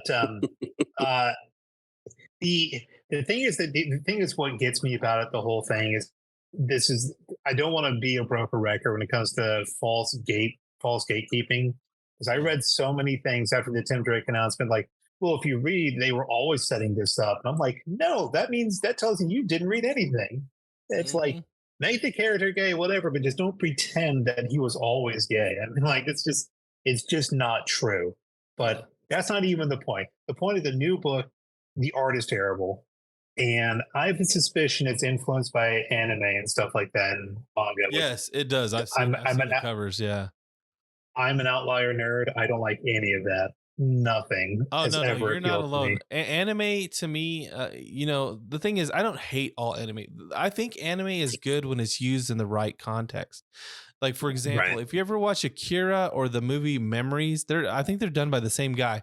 Whenever anime is used to express a gigantic amount of detail, I think that it is effective and it's a beautiful art form. But whenever it's just used for like stuff like Dragon Ball and crap like that, as much as I like Dragon Ball Bodz, I'm just saying that it is not the correct usage, and it's just anime characters with big eyes and stupid little faces for that. It looks ridiculous. Yeah, it doesn't look good. And that's how I think. That's what I think about anime. Because if you look at Dan Mora's style, there are some clear, and I talked about this in my review. There are some clear anime influences here. They're very, very small, but he uses it in the right way, and he doesn't let it overtake his style. Completely, see the big eyes and the tiny little mouths and all that crap, and which is fine. And I don't hold this against him, because you take what you take and you got your influences, but I really, that's something I really I think this is going to bring us to a dad bods moment. Hold on one second, Bodz. Who is your daddy and what does he do? So I got some bad news, guys. What? My daughter's into anime. Oh, like, have I failed as a parent? Like, is that a parent whenever your son didn't like Evil Dead? That was a failure to me. You have just no. Yeah, so is this is your Hank Hill moment when Bobby's listening to like rap or something? Yeah. Yeah. So no, she we'll play Fortnite with the kids and stuff, and she always like gravitates towards the anime character and stuff, and so I've tried to put her on the right path, and so now she's like watching Sailor Moon and stuff like that. So but now I'm her the Akira. Akira and she's 8. What's she gonna do with Akira? Memories. I mean, the Memories is fun, and it's in the same vein as Akira. It's not as gross, because Akira is pretty. It's kind of a Cronenberg thing with Akira. It's free on Prime, go look up Memories. I don't remember there being any nudity or anything like that. I just remember it kind of felt like if the guy from Akira was making a heavy metal movie. Okay. And take away the nudity, because like I said, I don't believe there was any nudity in it. I'll check again, but it had some nice stories, but it's the right kind of, if I was gonna say the right kind of anime, what it is, this would be it. Sailor Moon, not bad. Me and my sister used to watch that in college. Yeah, I did too. I think about the same time y'all were watching it, and it kind of reminded me of like Buffy in a way. There was a Tuxedo Mask was like the angel character. To me, I probably just try to make everything like Buffy to like it, but but I remember my sister watching it, and I'd have to, that'd be on. But so I've had her watch that. she's starting to get really into art. Like she's, drawing and stuff like that. Like I was when I was young, but like all of our characters are looking like little anime characters, like little. No, break that right there. If she doesn't smack her upside the head. Break that problem now because you will never fix it. The gateway drug. It's a gateway drug, man. You don't want. If she ever wants to move on and do anything seriously, this will be nothing but a detriment. Like if she wants to be a professional artist, everyone will tell you whenever you're learning, whatever it may be, animation or graphic design or whatever, they will tell you to stop drawing in that style because it shows employers that you are just a copycat. You don't know what you're doing. You don't have any like artistic vision. You just no originality. Yes. Whenever I was in college and I was taking art classes and it was for something to do, they would say, stop doing that. Not to me. I wasn't doing that. There were other kids who are doing that. I'll stop doing this because when you go to try to get a job in animation or whatever, they're going to say, can you draw out of this style? And then that's going to throw you a curveball that you might not be able to rise to the challenge of. Yeah, makes sense. You could be the equivalent of, I guess, a production artist or something. You're supposed to only copy this, maybe. Yeah, I don't even know that's a thing, but I don't know. That's just what comes to mind. So anyway, this has been us trashing on Bodz's child. Dad Bodz moment over. This has been us hating on a poor 8-year-old girl who just likes to draw. Hey, I'm just trying to teach her the right way.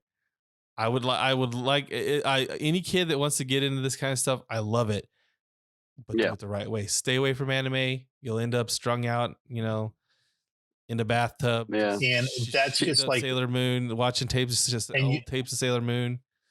Well, I thought I was doing the right. Well, let's hope that doesn't happen. But like, I was trying to she was watching something called Glitter Force on there, and I was all like, "This looks like a ripoff of Sailor Moon." So let me at least put you on the right. Yeah, I mean, thing you there. got her on the better. Yeah. And I can't say anything because when we were in college, my sister, she'd watch Sailor Moon, and I was like, "Oh, this crap!" And then I watched it, and I was like, "Okay, yeah, I'll watch this a little bit." And then same. We would watch Gundam Wing because Toonami was way bigger when we were in college, but Gundam Wing and then Dragon Ball Z and that kind of stuff. Yeah, me and you watched Gatchaman, like the Gatchaman Science Ninja Team. Science Ninja Team, go! See, that's the thing where it's like, I guess you can't really truly draw the line. Say, well, there's some things are a little like, oh, that's a little bit too anime. Like you could say, well, Transformers is technically an anime because was it not a Japanese cartoon? And we all love the crap out of that. So I guess we're being a little pick and choosy here, but I'm thinking like at large, I'm just like, no. And I'm like, to me, that's a nerd aspect that I just never got. I'm just like, I don't even know what this is. Go ahead, Bodz. No, I'm with John. That's something I just never got into. Some people are into it. That's okay. It just the things I know are like Ty said. I was like, I know Dragon Ball Z, and not even a lot of that. Mostly Dragon Ball. To me, it's like this weird, like it's cool to like it, and it's like this weird. I'm like, I don't know. It's just Well, I don't see the appeal. I remember this is back in '93 again. There was one night, and I'd seen anime from here and Transformers and whatever, but it wasn't anything I ever was like, I'm gonna seek this out. But I remember at night there was this thing called like Liquid Television or something on MTV. I want to say it was called, and that was the first time I ever saw. At the time, was an obscure animation movie called Vampire Hunter D. And I remember being just locked into that thing, and I was like, whoa, this is super cool. But I remember at the same time I was writing my own comic book, and it was about vampires, and I had this idea where you would have a vampire human hybrid, kind of like Blade. Not exactly, because at the time all I knew about Blade was that he was part of the Night Stalkers. But anyways, I called them the Vamp Peels is what I called them. And then I watched Vampire Hunter D, and they call them Dun Peels. And I was like, what the hell? I was so mad. I was like, this has already happened.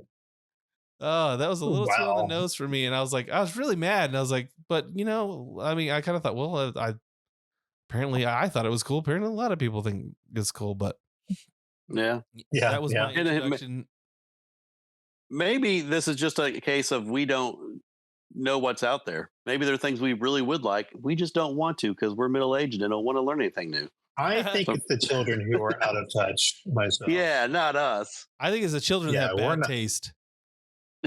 I think that's unequivocally true. I really think that. I think so. Speaking of the middle age aspect, I think because every generation thinks the previous generation was dumb, or generally speaking, there's retro invented stuff that becomes popular, but overall, the younger crowd will think the older crowd stuff is dumb, and so I think a little bit there's truth to that. For every generation, things get a little sillier. Mhm. Every generation, and I'm thinking I can't tell if it's just me being a curmudgeon or if things generally dropped off in quality. I think they dropped off in it's- quality. it's hard to tell because I'm like, yeah, to me, a lot of new things are going to look like garbage, but I'm like, well, of course they're going to look like trash to me. They're not really meant for me, but I'm like, you see a lot of new versions of things, like the new, like the grossest example was that Thundercats thing where they all looked stupid, that was bad. Yeah. It's and I'm like, and that's anime influence, I'm sure, but yeah. and I'm like, I don't know, man. You take a look at what we grew up with, and then this, I'm like, is it just cheaper to make? Is it just a cost cutting? Oh yeah, Possibly, I'm don't sure know. that's part of it. I'm sure that's part of what I think happened is whenever anime was in the, I don't know how long anime goes back, but the first ones I saw were like Akira. And so you'd watch that and you go, holy crap, the amount of detail is put into this work is amazeballs. And then as I got older, and I guess it's called like shonen anime, you started to see this stuff like the Dragon Ball Z's and the Sailor Moons and all that stuff. And you were looking at it going like, well, this is just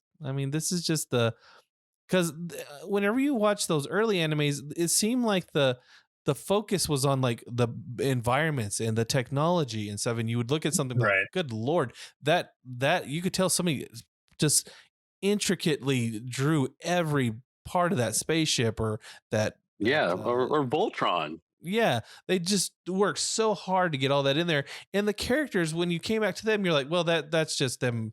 They're just drawing that because he's there, and it's just a quick sketch. He doesn't look like anything special. They got big eyes or whatever. That's kind of a style thing, but they were just there. And now it seems like it is flipped to where that style of drawing people has become the focus. And I think anime suffers for it, and it's just not as good. Yeah, I think it's hard because I don't think it's an argument you'll ever win simply because you're just older. But I'm just like, I don't know, man. If you really wanted to, you could probably show data or something to support your claim that things did get worse. Yeah. But all right, so this is the part where we're gonna move on to we have very little gaming stuff. Actually, I don't even know. Noise, did you said that you wanted to nope out early, or are you gonna stay here for this? You know what? I'm here for this. Okay. We only have two things to show. I'm working on something on a design thing here, and Illustrator is being done. So I don't know what to do with it. So I'm here. We have we have two trailers that we were going to look at and just show a little bit of. Now, Bodz is a huge fan of Jensen Ackles, as we all know. And, yes. I kept it. I didn't let him watch it until today. I'm not going to I'm not going to do the audio because I don't want to deal with that. But we are going to look at the trailer for Atomic Heart featuring Jensen Ackles. And so let's go ahead and play that. And let's switch over feeds right quick. Like I even avoided his page because he tried to show me personally because we're friends on Instagram. Bodz, you know what? And I was like, I can't, friend. Okay. So and we could talk over this. I don't care. But this this Atomic Heart, I don't know if you guys ever played BioShock. Very little bit, but a long time ago. BioShock was like a I had a dystopian friend who did, future yeah. game. It was in the vein of another game called System Shock. I think that the studio that Looking Glass Studios worked on the first one, and then I think System Shock 2 was actually worked by a company called Irrational Games, which went on to do BioShock. And then BioShock was a huge hit. So were so was the first System Shock, maybe not the second one so much, but they both kind of this game kind of borrows at least in from what I've seen from those games, and it's kind of they're always about like a dystopian, like System Shock was in space, and there was this AI that was basically like manipulating you to do these things. And then in BioShock, there was the main character named Andrew Ryan, who I'm sure he's the one who brought you in. I'm trying to remember. There's a couple of characters in that game, but he brings you to Rapture, or someone brings you to Rapture to actually. And spoiler alert, to end up assassinating Andrew Ryan. But that's kind of what this game is to me. It's like an agent of the Soviet government, because this is set, I guess, during the heart of the Cold War, or like a alternate future where the Soviet Union never broke up, and you have like this place where all these fantastical robots exist. And I believe this man is an agent sent in to ascertain what's going on and to maybe like take out whoever needs to be taken out. And I haven't played it yet. I'm going to play it soon, but let's pause this. Just do a Sorry, I always click on the wrong one. But I don't know. From this, to spoil it for Bodz, he doesn't do the voice of the character in the game, which I know that was going to be probably going to be your. Well, I don't even care now. That's such an interesting choice. Yeah. So are they right here? Are they kind of throwing shade at the Hogwarts game? Is that what's happening here? Because, that's what I wondered too myself, because as we all know, the Hogwarts Legacy or something is what it's called. Yeah. That just came out recently. They were that game is I have no okay. Noe's just reading the Harry Potter books now. He told me. Mm-hmm. I read them all. I beat him. Incompetence. Bodz is read them all. I think I've gotten through all of them. I've seen all the movies. It is not. I do not understand I was 20 something when that came out. It was like 2001, I think 2002 maybe, when those movies came out.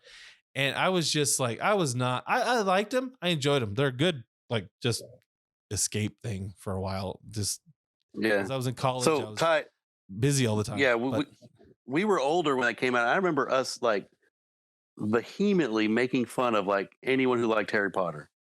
And we just thought it was the nerdiest thing, and we made fun of it. And then I remember my little cousin Chase was reading them, and he is age appropriate. He was 10 at the time. Yeah. And I ended up moving in with them, and living with them for a while when I first moved down here for college. And I took him to go see that first Harry Potter movie, and I was like, dang it.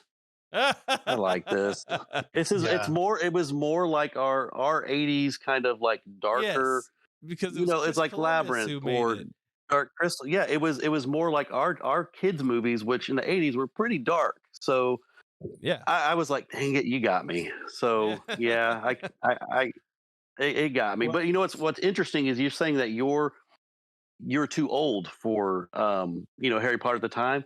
If you read the books, like he is exactly like our age, like he's our generation. The books take place like in the 80s and 90s and stuff like that. Yeah. So as for like being able to get into this at the time, I remember Walden's books still existed where I was living. Wow. Yeah. That's how long ago this was. Man, that's gonna be a funny thing about these podcasts. I'm gonna say stuff like Western Auto, and kids are like, what? What's Western Auto? That's where you buy Voltron figures. That's where you buy Voltron figures. That was the most awesome place. I loved Western Auto. But anyways, Walden books. And I remember seeing the Sorcerer's Stone or whatever the first one's called. Mm-hmm. And just thinking, I don't care. I really don't care. And I say this as a person who reads comic books going, yeah, it's like, that's where I get the thumbs up. Those aren't for kids. No. But just not caring. But so the fact that they're making fun of this is right up my alley. I'm like, yeah, make fun of Harry Potter. I don't care. I have no love for Harry Potter anymore. All this junk that's going that on. That is such a Slytherin thing to say, Ty. Such a Slytherin thing to say. Very Slytherin. What's funny is when it came out, I felt like I was like older or similar in age, similar in middle age. And when it came out, I think I was either indifferent or thought it was dumb, and kind of in the same boat. Either I had zero opinion or if the mass fandom was irritating, you know what I mean? So it was just sort of like annoying to see a bunch of people enjoy something. That's just inherent, like a nerd thing. Whenever you kind of have to grow past that if you can. Yeah. It's hard. It's still like a daily battle, but I find myself coming around to things way after the fact that they've already peaked in popularity. So I'm just now on book 3, A Prisoner of Azkaban. I'm like, and not written for the grade level of like middle-aged man, mutant, I should say. But I'm like, the reason why it's like, for one thing, yes, the reason why is because I read comic books a lot, but I'm trying to increase my just leisurely reading, just like reading fiction books, right? And J.K. Rowling is like, is she technically the best author? No, but she writes really fun things. Like every line of narration or dialogue has something fun to it. Is it like grammatically the best all the time? No, she's British, so But we're trashing British people. But if you're an 8-year-old girl and you're British, it's just 2 strikes against you, right? Yeah. Plus that's the other thing I don't like about the series, Hermione. It's Leviosa, not Leviosa, and I'm like, shut up. That's her character, though. She's supposed to be.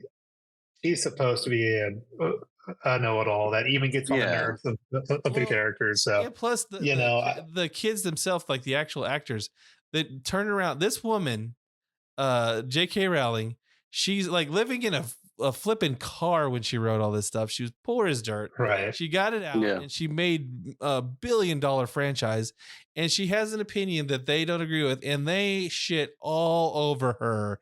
And I'm like, you kids would be doing Burger King commercials or doing sexual favors for Hollywood producers. If it wasn't for this woman, you should bend over and kiss her shoes because she got you out of the slumming of movie making.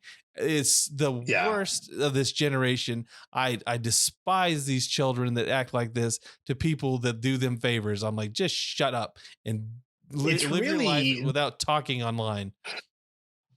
Yeah, it's also, we should point out that these are the same kids that were in cahoots with Mark Waid to kill your father, right? Right. There's where the hatred's stemming from. Yeah. And it's just for all these fans just to sort of like have this internal struggle. I'm like, first of all, it's so phony. Yeah. And I'm like, well, do you still listen to Thriller and beat it? Yeah. And honestly, you kind of don't have a problem. You should be fine. I don't want to hear it. The way you phrase that, there's got to be a better sequence to phrase that. You listen to Thriller and beat it. I mean, like I do every morning, my morning ritual. I'm gonna take that capture, make a gif of it. Oh my gosh, that was too good. I guess I could have said like pretty young thing. People, I don't know, but that just makes it worse. It's like talking to Luke. All of a sudden, Luke and he like has one of his gaffes. He's like, "Oh yeah, me and Omid are using dry lube now, and we love it." And I'm no. So we should point out it's for guns, y'all. It's for guns. Yeah. Go ahead, Noach. I'm sorry, I don't mean to interrupt you. Well, it's just like that could be a whole episode about separating the art from the artist or something. But it just seems like I'm like you're fine. You know, it's like, Yeah. like I basically want to say, shut up, hippie. Is what I want to say. The Exactly. middle-aged curmudgeon, just like, no, you're fine.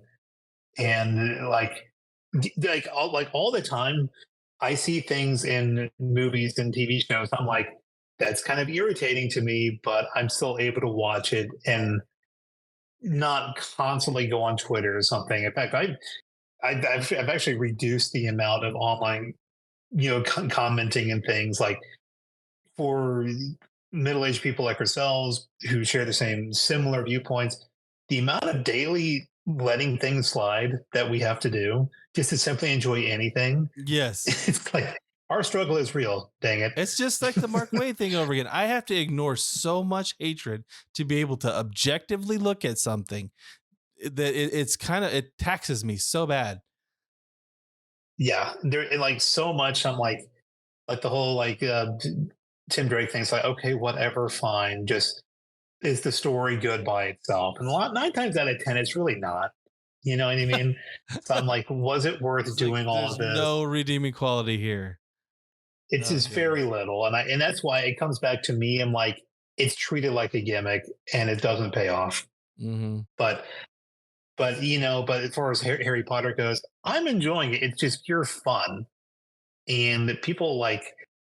I'm like, I don't know. Maybe no one cares about the opinion of a middle-aged mutant, but they're just like. Everybody. I'm like, respect the elder mutants, people. That's yes. I'm gonna get on my soapbox again. I need to make a little graphic for this. Ty's soapbox. The lack of respect for people's elders right now is so distressing to me.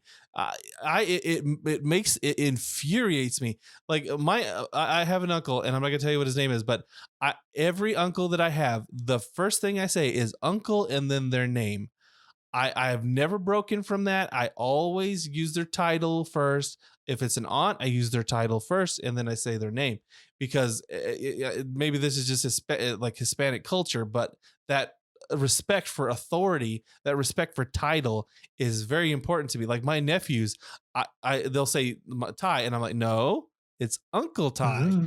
And so they know they've never they made me messed up one time, but they get it from now on. And these kids nowadays, you could tell they have no respect for their elders. And it's part of the reason why they're just like, they suck. They're sucky personalities. No, they're just snot-nosed little talkbackers, and I want to smack their little faces because I'm like, you don't know. Shut your face, you little bastard. I don't know what else to say, but that's just me stepping off my soapbox. Sorry about that. I was raised the same way. I call my uncles and aunts first. But as a kid, that seemed like that's the way to call them. Like I only knew them as that. That it flowed off my tongue like that. Yeah, but you respect too, right? You're like, that's my uncle. Yeah, that's my aunt. Yeah, you respect your boss. I've never called my boss anything but I'll say Mr. and then his last name. I've never called him anything different than that, and that's because I respect that he gave me a job, and that's what I'm always going to give him. And I just this seems like these the younger generations, this is because you have people that are telling, oh no, call me Wally or whatever their name is, and so they never gain that respect, and I'm like, this is what makes you bad people. This is exactly what makes you bad people. It's funny, I've never heard of people just not calling their uncles and aunts, and like I can understand not calling your cousin, hey cousin. Some people do, but I'm fine. like, that's like almost like a contemporary or a peer. But when somebody who's older than you need to be respectful. Listen to what they say and that sort of thing. That's why we listen to Bodz on this podcast, because he's the oldest. Yes, he is. I'm the oldest. You will listen to me when I'm talking. The ancient one. Stop interrupting. I'm the mutant. I am the mutant with the most. He is the elder mutant. Forget it. No, I have a niece, and she calls me Cocoa Bodz because she can't say uncle. So I'm Cocoa Bodz. That's sweet though. That's fine. I love it. That's fine. No, there's nothing wrong with that. That's fine. And that's how Bodz gets his foot in the door of the African American community when he's Cocoa Bodz. Cocoa Bodz. All right, so let's move on to the next. Oh, go ahead. I'm just saying, I've never heard of not calling your uncle whoever. Yeah. I don't know. That's just so weird to me. Oh no, We were raised right. That's why. I've heard kids use their uncle and aunt's first name with nothing else, no respect. They even talk crappy to them, and I'm like, you know what? And you just want to go over there and smack them for them. You're like, hey, you're welcome. I've corrected this child. You know. You know what's so annoying is that when we have to admit that all these boomers are right about a lot of things, you know how irritating that is. It's so annoying, but. Got to give it to him, though. All right, let's move on to the next topic. This is the last topic for the day. This is the, and actually I have to bring it up because I lost it whenever we had our technical difficulties. Trailer. There we go. We're only going to probably play it once. Let's switch feeds right quick to YouTube. All right. So here is the latest trailer for the remake. I don't know if you guys played Resident Evil 4. So far behind. Long time ago. When I actually played games. I guess when it first came out, it came out on the GameCube. I never played it then. I ended up playing it on the PlayStation later. But now it's getting a remake and improvements just like the other two Resident Evils. They had Resident Evil 2 and 3. 2 much better than 3. And so now let's go ahead and watch this. I'm sorry that I can't get you guys any audio, but trying not to anger the gods of YouTube. But in this trailer,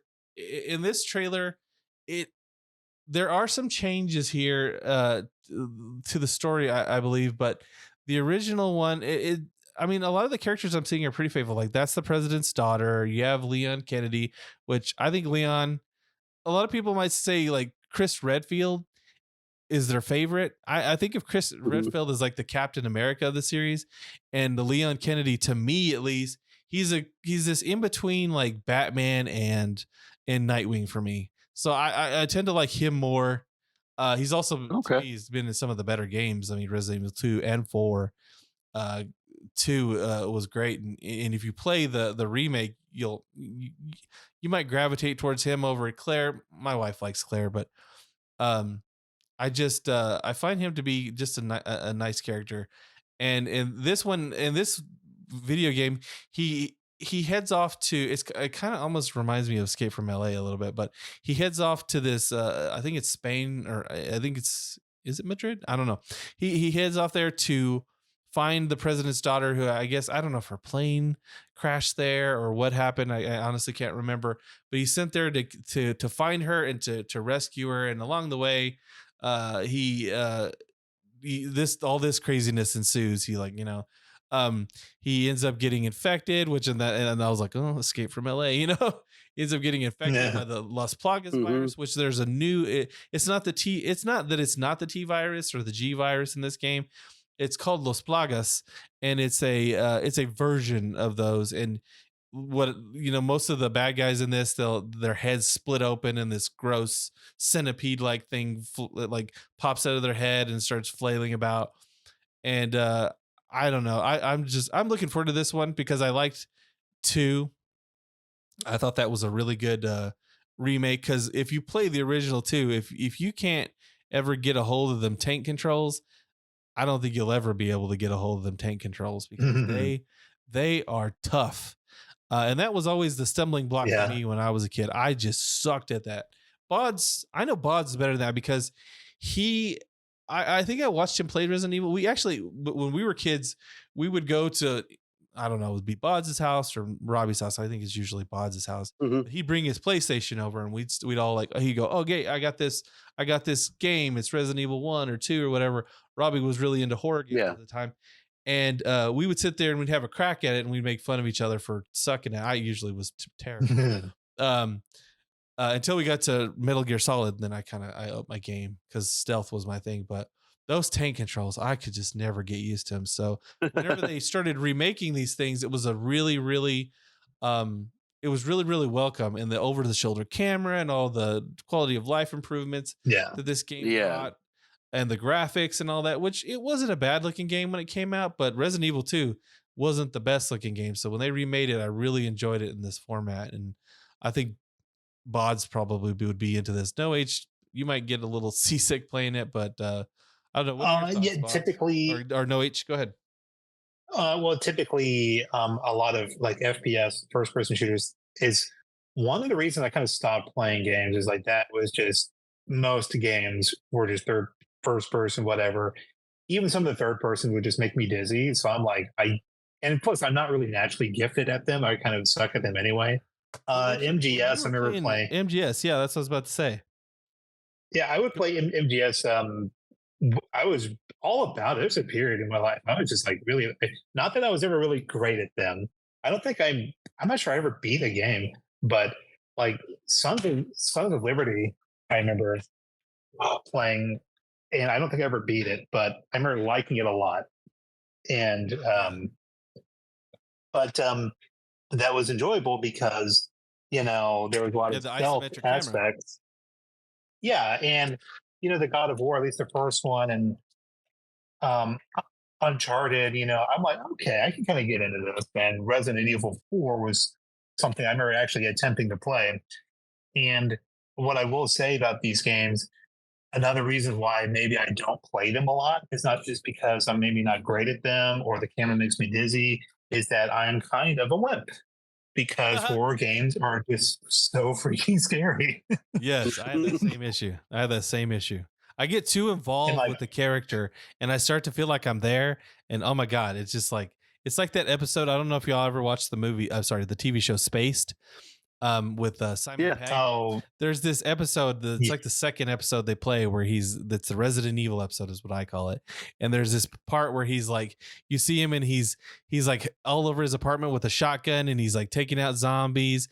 And all of a sudden he gets snapped out of it and he's like, oh, and he's got his controller and he looks over and it's Daisy and she's saying, are you okay? And he sees her as a zombie. And I'm like, that's how involved and invested I get in these games. I will scream out loud if something scares me because it's just, I don't know. I get really immersed. They're way scarier than any movie because when Resident Evil and they would do like the whole door opening bit, and I'm like what horror awaits me beyond this? Movie? Like you don't know, and the jump scares and things. I'm like, and like Silent Hill is like that. I'm like, yep, I will never play these games by myself again. Did you ever play remade? Did you ever play the scariest game ever? What was the name of it? Super Mario. No, it was Willow. The Willow video game was the scariest game I've ever played because you would look along. I'm Willow. Everything's happy, and even like the flowers have smiley faces on them. This is like Nintendo NES, and they're all happy and stuff, and a troll comes along and everything goes batshit crazy. Like the flowers look evil and everything. I'm sorry, and I have to look this up. I've never heard of this. Willow. Oh man, that was a video game. Okay. Jeez, as a kid, I was like, that terrified me. I didn't want to play it anymore. So was this one the NES version right here? Yeah, it looked like Legend of Zelda looking little thing, and then you go to like just walking around, and I mean this looks like Zelda. This is not really how I remember it. Looks like Zelda to me. I hadn't seen this. By the way, this. Are you sure this isn't a modded game that's just Zelda? No, because I don't remember this. You don't remember this? No. Okay, then maybe. I remember I'm like maybe even side scroller. Well, see, was it? Are you sure it was on Nintendo? Because it says there's an arcade version. No, it was Nintendo. Nintendo. I'm probably not. I mean, it find it. It didn't look this good. You're saying no. This says it says it's retro.